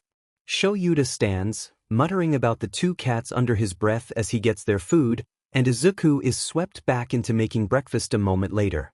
None of them say anything beyond Hisashi asking for Izuku to pass him something and admonishing Hitoshi for getting a second mug of coffee, deftly ignoring his husband, who is now on his third with no signs of stopping. Izuku snickers, eyes alight as they watch the interaction, and Hitoshi glances sidelong at them. They smile sweetly and shifts a plate across the counter to him. This guy really knows a way to a man's heart. Hitoshi huffs lightly, signing a lazy thank you, getting a softer, more genuine smile in return before they turn on their heel, snatching a second plate before Hisashi minus who squawks at the action minus has a chance to, sliding it to Shoyuta. Hisashi lightly flicks at the green-haired boy's nose, eyes playfully narrowed, and they merely smile and hop up to sit on the counter, sliding their own plate towards them. Hitoshi hides his snicker in his coffee. Not well, if the look he gets is any indication, but he wasn't truly hiding it anyway. "You feeling better, kiddo?" Hisashi asks as he sits down, looking over at Izuku who hums, something stutter-why and quiet, nodding along. "Yeah, sorry I shut down." They hardly have a chance to finish. Signing their sentence, hands barely shaking as they sign, before Hisashi cuts them off with a hand flap. "Don't worry about it. You looked like you needed a break." He smiles warmly and Izuku breathes out, a small smile crossing their face in return. The rest of breakfast is quiet, soft. The TV is turned on to listen to the early news channel, volume low enough they can barely make out what's being said if they focus on it, a quiet droning background noise that fills the silence. About 10 minutes later, Shoyuta sighs, running a hand down his face before turning to Izuku, expression set and serious. "Sorry to bring down the mood, kid, but do you need medical attention?" Hitoshi pauses, looking over to the man. Of course the two have seen the videos, probably before he even found it. A different kind of quiet settles over them, and he glances to Izuku, who's staring at the man with some mix of shock and contemplation, settling further into themselves as they shake their head, confident. "Got nothing serious?" They sign, somewhat sloppy in the way they only use one hand, the other making sure their plate doesn't slide off their lap. Shoyuta raises an eyebrow. "Smoke inhalation?" "Minor." The man nods at the answer, satisfied with their self-assessment, and the four of them resettle. Hitoshi collects their plates as they finish, getting a light huff from Izuku, to which he rolls his eyes. They helped make it, he can help clean up. Obviously. Shoyuta joins him after a moment, and Hisashi leans across the counter, smiling at Izuku as he brings up a recent villain that's made herself known, pulling them into an analysis of her fighting style and quirk. They're practically vibrating where they sit, eyes brighter than fire as their face turns serious, picking at every fact the blonde gives them. Hitoshi huffs to himself, something fond and soft as he washes the dishes, listening to his pops talks to the green-haired boy and the shuffle of shifting fabric as they respond vigorously. It's much nicer than the utter silence of the night before. Hitoshi washes the last plate, handing it over to Shoyuta to dry, and shuffles around to the counter Izuku sits on. They're fully enraptured in the conversation, hands nearly blurring with how fast they're signing, something about hearing being increased but not sight. Hitoshi is too tired to make it out fully, so he hops up onto the counter beside them, not thinking as he props his chin on their shoulder, lazily watching them sign at his equally enthused pops. He leans comfortably against Izuku's side, breathing out a slow sigh, eyes closing. Hisashi is enraptured enough to not notice beyond mild comprehension. Hitoshi's dad is another story. The man only raises an eyebrow and shakes his head in fond exasperation, ruffling purple hair as he moves to settle beside Hisashi again. He, too, tries to keep track of the rapid-fire conversation going on, but ultimately decides he's far from any comprehension and that it's just not going to happen. A few minutes later, Shoyuta is pulled into conversation, and Hitoshi is startled out of his doze as Izuku speaks. When are we going to the warehouse? They ask, voice not quite wavering but low, quiet, and Shoyuta gives them a sharp look. What? It's much less a question than it probably should be. It's Saturday. They tilt their head, signing along with their speech, and Shoyuta wants to bash his head into the counter. This kid was just involved in a villain fight. As in not even 24 hours ago. You dash. Just cause a villain tried to attack me doesn't mean I can't train. Shoyuta wants to argue, but Izuku has a fire-bright look in their eyes and a grin starting to pull at the corners of their mouth, not a single trace of any cloudiness or disassociation from the night before remaining. Just cause you were involved doesn't mean I'm holding back. Hitoshi grins against their shoulder, eyes still half-lidded but just as bright. I'm counting on that. Izuku returns easily, leaning into him in turn, something soft against the mischievous grin. Shoyuta sighs heavily, reaching up to run a tired hand down his face.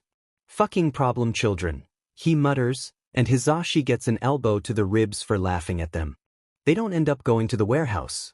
No matter how much Izuku pouts at the two men, they've been strictly forbidden for the day. The audacity! Does Izuku realize it's because they were literally involved in a villain fight barely 12 hours ago and they're all concerned? However, they are currently hyped up on needs to do something, so they've elected to not care. So, very desperately needing something to do, they drag Hitoshi back to the couch and start scheming.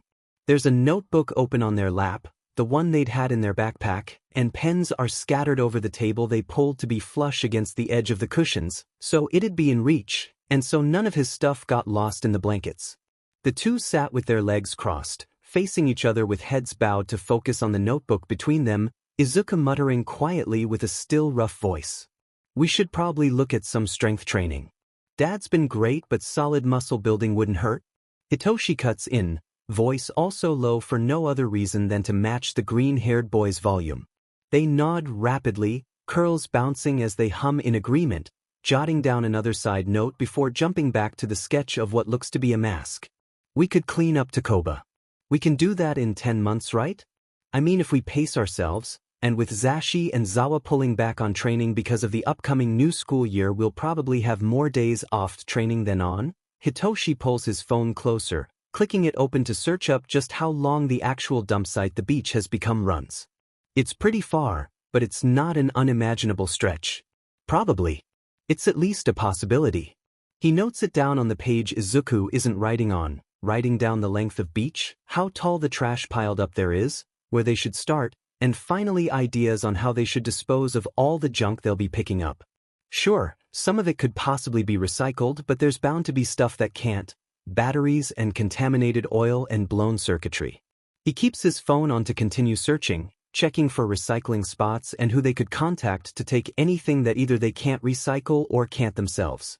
We should start at the far end and work our way closer so we're not completely tiring ourselves out walking back and forth before the entrance exams.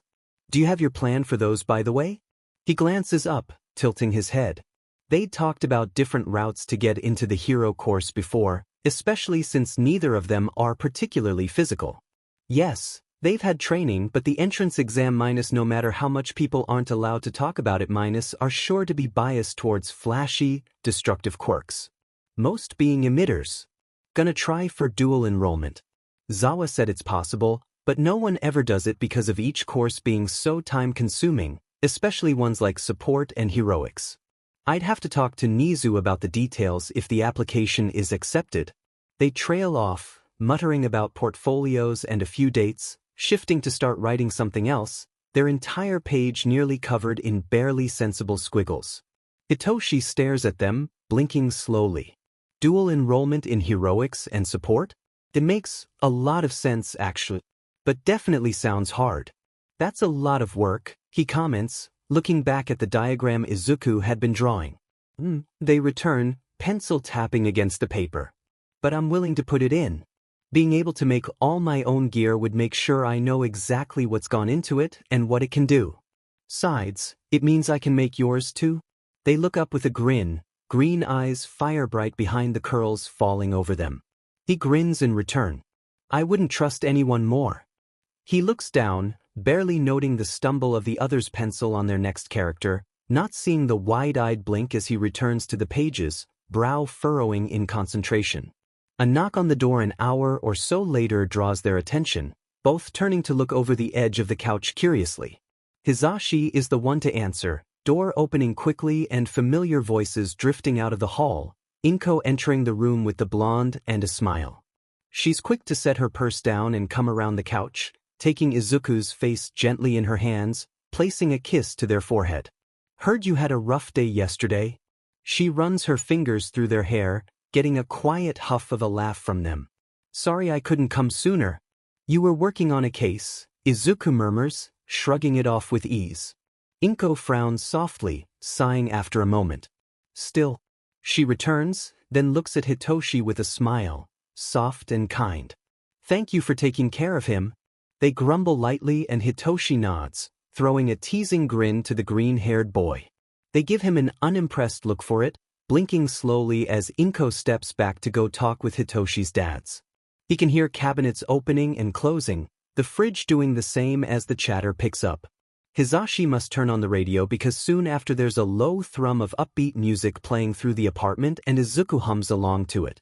Hitoshi and Izuku continue to talk on the couch as their parents shuffle around in the kitchen, trash meowing periodically at them until there's an annoyed grumble and the large ball of fur is dumped directly into their laps courtesy of Shoyuta. He glares at the purring cat, then at the two of them.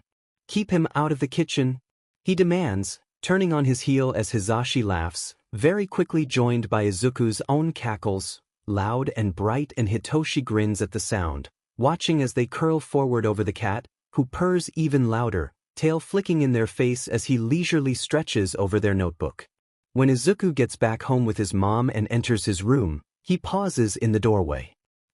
Kinda forgot about the majority of his decor being hero merch, specifically All Might.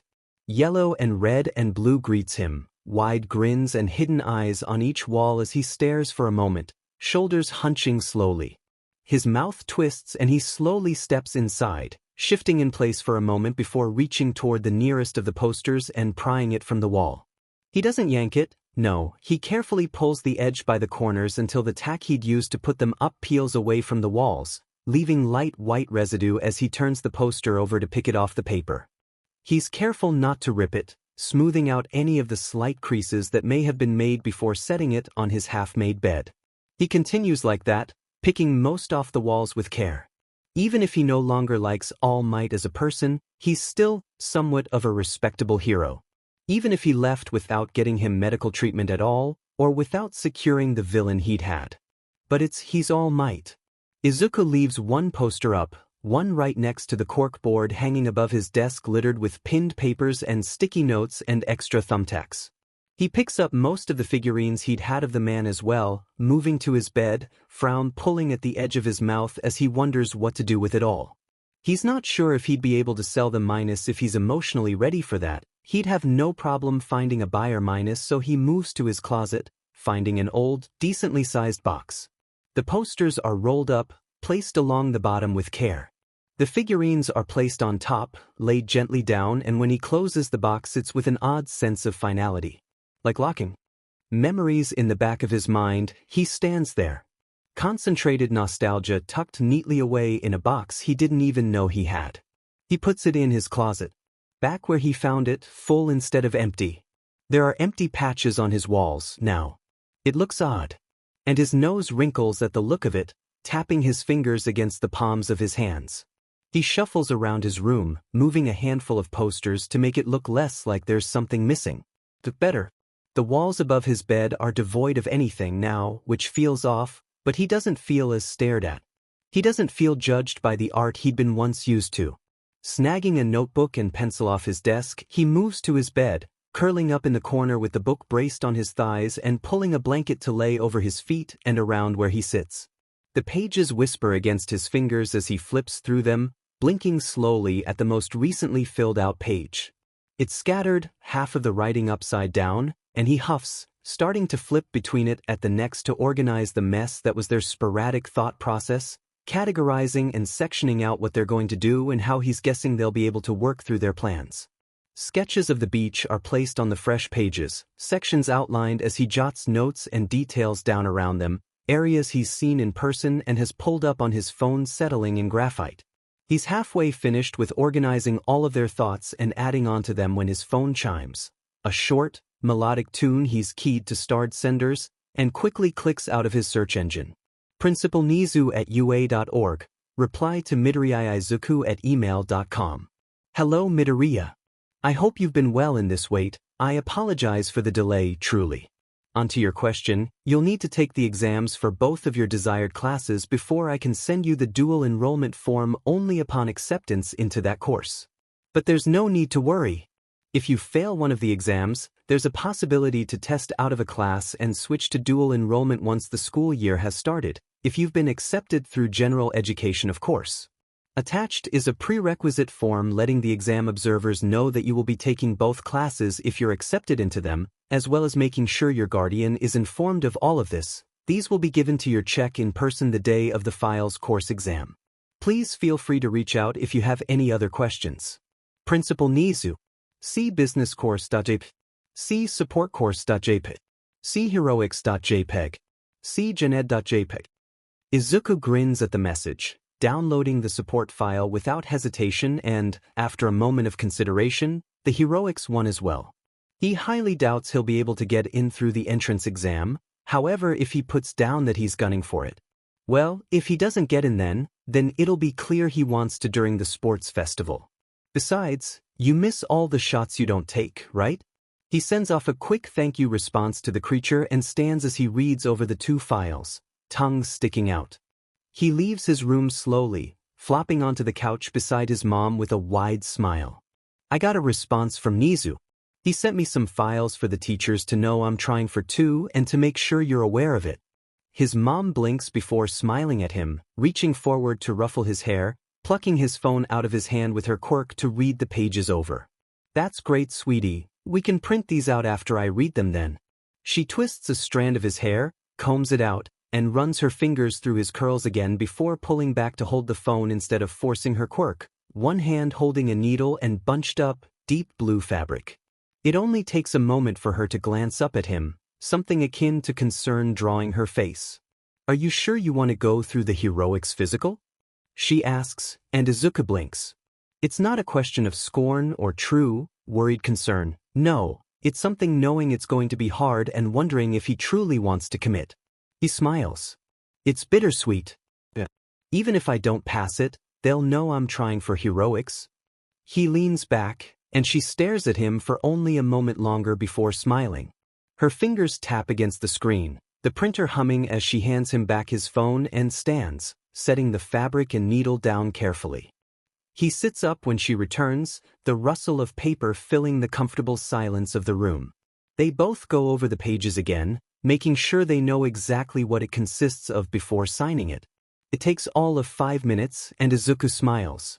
Step 1. Complete. I can't believe I let you convince me to do this. Hitoshi deadpans as he and Izuku stand on the boardwalk above the very edge of Takoba Beach.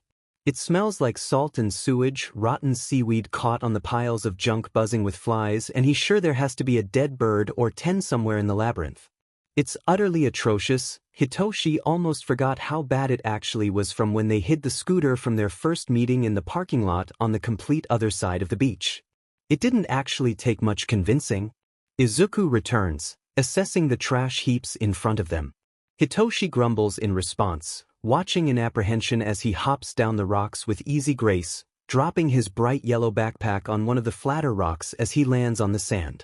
He turns to stare up at Hitoshi, who stays in place for a moment before groaning and picking his way down the rocks, much slower than the other had. Izuku is already towing at the nearest pile of scrap metal when he reaches the sand, nose wrinkling as he gets nearer to the stench of the area. He watches closely as the other heads down the beach towards the water, walking in a straight line and placing his feet so his heel touches his toe. Hitoshi can just barely hear him muttering, his voice getting quieter as he continues to go down the beach, and Hitoshi remains in place, letting him plan. He's sure Izuku will tell him as soon as he finishes whatever it is he's doing. He watches as the green-haired boy turns once he hits the edge of the piles, and walks along the water's edge the same way. Hitoshi leans back against the rock with Izuku's backpack, watching their form disappear between the heaps, green hair flashing into view every now and again. Hitoshi tries to keep an eye on them, really he does, but when Izuku pops up halfway down the beach before darting back towards the water and vanishing again, Hitoshi still blinks in surprise. He waits, watching out for a glimpse of green hair, and is started to find them back on the rocks, avoiding the trash as he picks his way back to where Hitoshi is. Okay, so the smaller quadrants we can focus on trying to get finished in a day and try to a section and a half done each week if we can't manage to get the quad done first. But either way, we can pace this however we want. We've got just over 10 months till the entrance exams, and between the two of us I'm pretty sure we can get at least most of this place done. Hitoshi reaches forward, pushing his entire hand against Izuku's face to stop the mutter storm. I got it, Clover, now where are we starting?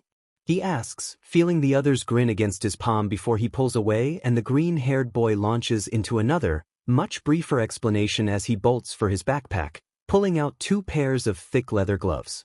Hitoshi catches the pair that's thrown to him, pulling them on as the other holds his with one hand, waving the other through the air as they speak to emphasize his point. Within the minute Izuku, too, is pulling on his gloves and the two of them start in separate quadrants, Izuku taking the one closer to the water while Hitoshi sticks near the rocks, and they make to pick up all the smaller pieces of garbage that have been thrown into the sand. It's actually quite soothing. The sound of the waves is a repetitive hum that matches the motions of leaning down to pluck something from the sand and take it back to where he's placed the trash bags for his sections, one that can be recycled for glass, plastic, and metals, and one for things that can't be recycled. The quiet sinks into his bones, settling easily, and he falls into a rhythm. After a few hours he's got most of his area cleared. There are a few microwaves, for some reason, that he's piled together next to his grand total of 9 trash bags, and a few sorted out wires that he's placed on the rock Izuku's backpack is on for the other to look at. Hitoshi doesn't know anything about electrical, or what a good wire is compared to a bad one besides when they're entirely corroded out, so he's just leaving it to his green-haired companion, who actually knows stuff about this. Only the stuff he can't lift on his own without hurting himself is left, as well as the taller stacks he's a little scared to knock over. Especially when he's not exactly sure where Izuku is, so he steps back to take a break. The sand is warm against his feet, even through his shoes, and paired with the sun and heated rock he chooses to rest on, he's surrounded by the warmth. It's not unbearable, not with the ocean right there, and he slowly breathes in the smell of sea spray and salt trying very hard to ignore the stench of garbage. He settles, leaning back on his hands as he tilts his face toward the sun, closed eyes not doing much to diminish the brightness, an overlaid orange hue. It's pretty nice, for the edge of an illegal junkyard. The sound of the ocean lulls him into something calm, something gentle. He tilts his head to rest against his shoulder as he hears the sound of a zipper, peering over at the green-haired boy with dim curiosity. He's quiet, even when moving whatever all he has in his backpack, and Hitoshi hums when he pulls out a water bottle, offering it to him without even looking his direction, tongue sticking out as he searches for something else. Hitoshi takes it, murmuring a thanks that's almost buried by the waves, and Izuku still offers him a smile as he pulls out his own water and soon after 2 wrapped sandwiches, one he hands to the purple-haired boy.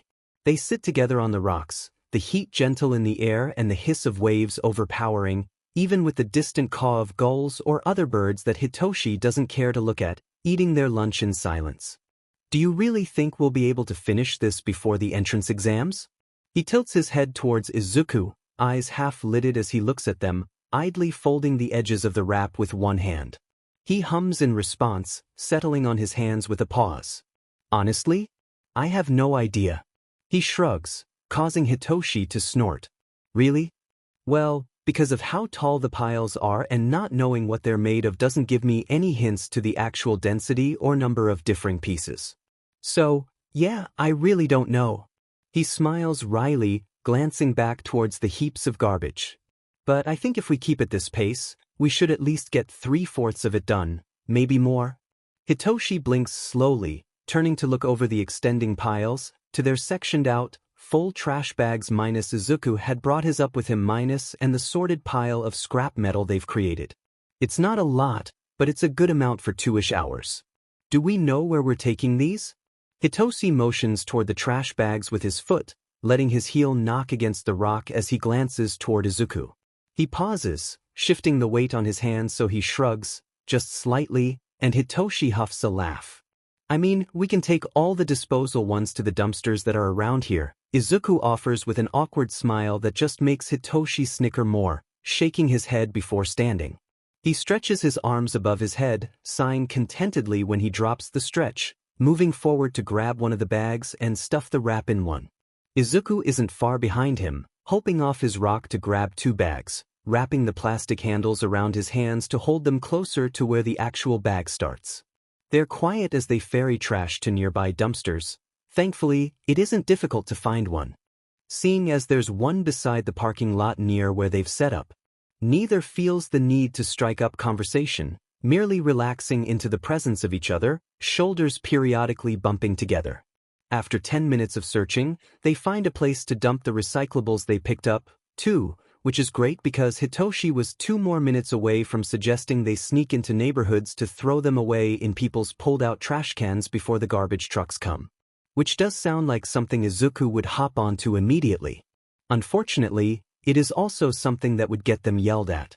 He supposes it's good they didn't. They return to the beach, glancing to each other as they look at the large piles left, wondering how in the world they're going to start knocking them down. Start from the water? Izuku asks, tilting his head, and Hitoshi merely starts forward, eyeing the nearest pile with disdain and uncertainty. Izuku is the one to edge forward, placing his foot on the bottom of the pile and pushing at it before hopping back. A test of the waters. The stack only shakes somewhat, metal shifting and screeching from the way he'd shoved a piece.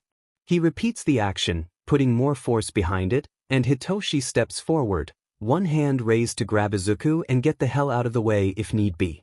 He doesn't, thank the gods, and the pile tumbles to the side away from them, crashing loudly into the sand, metal ringing against metal and the sound of shattering glass filling his ears.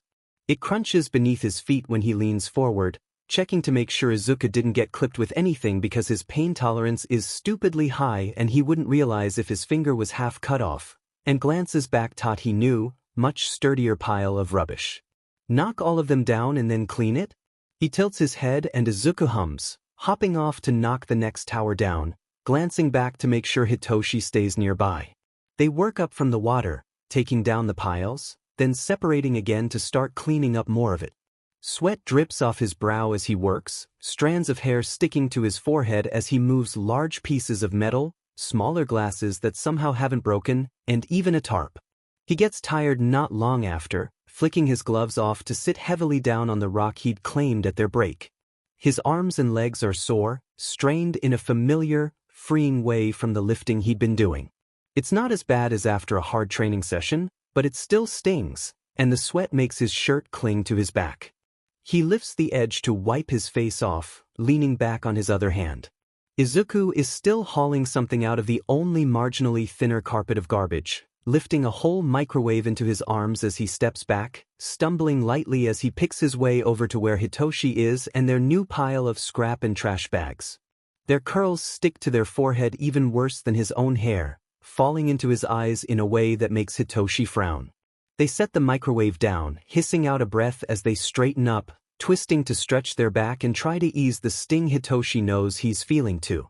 Izuku pulls his gloves off, slow and methodical, tossing them onto the rock beside Hitoshi's own, and then goes to take his shirt off, pulling it over his head, and Hitoshi glances away when the way the light catches on the other's skin draws his attention, leaning forward and stretching his legs out in front of himself. He doesn't glance over when they settle down beside him. He doesn't, touching his toes to stretch his calves. He hears Izuku hum, shuffling, and then the edge of a bright red boot. The laces are loose, the ends trailing in the sand, and Hitoshi glances over to see them untying their other, kicking it off to then move onto their socks, shoving them into his boots. He grins at Hitoshi's confused look, standing after finishing the last of their second water bottle, and skips backwards. Come on, He smiles, and Hitoshi is leaning down to unlace his own shoes before he can truly think about it.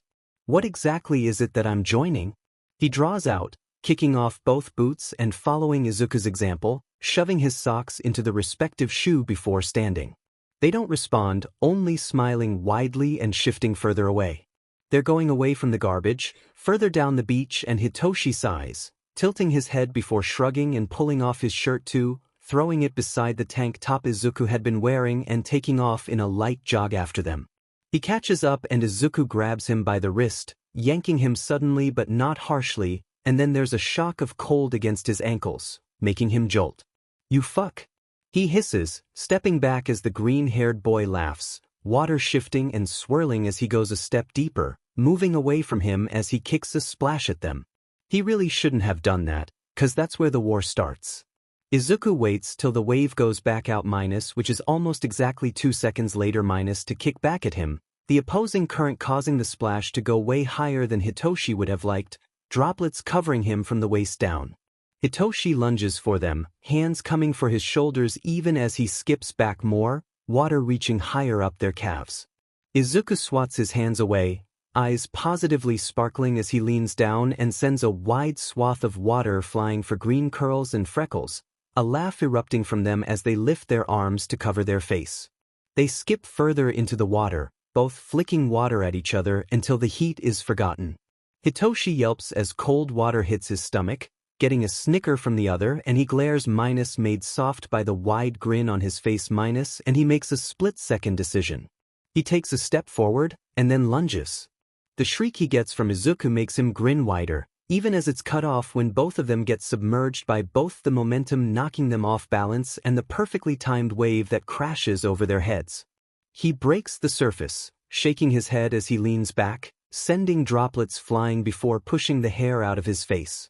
Izuku comes up a second later, gasping and falling immediately to bright giggling, shifting quickly to pure laughter. Hitoshi chuckles, reaching forward to aggressively ruffle their soaked-through curls, pushing them out of his face only to shove him back into the water. "You asshole!" Izuku hisses without any bite in it when they come back up, splashing him in the face, and he splutters, coughing at the taste of salt in his mouth. "Says you?" He scoffs, splashing them back as he stands, only to get dragged back down when they grab his wrist and yank. They wrestle, splashing each other for any advantage they could get until they're laying sprawled out on their backs in the shallowest spots, the waves just barely reaching them as they pant, the edges of laughter still hanging in the air between them. Hitoshi can just barely feel the edge of curls against his forearm, and he debates ruffling their hair again before deciding Izuku would actually kill him in cold blood if he purposefully got sand stuck in his hair.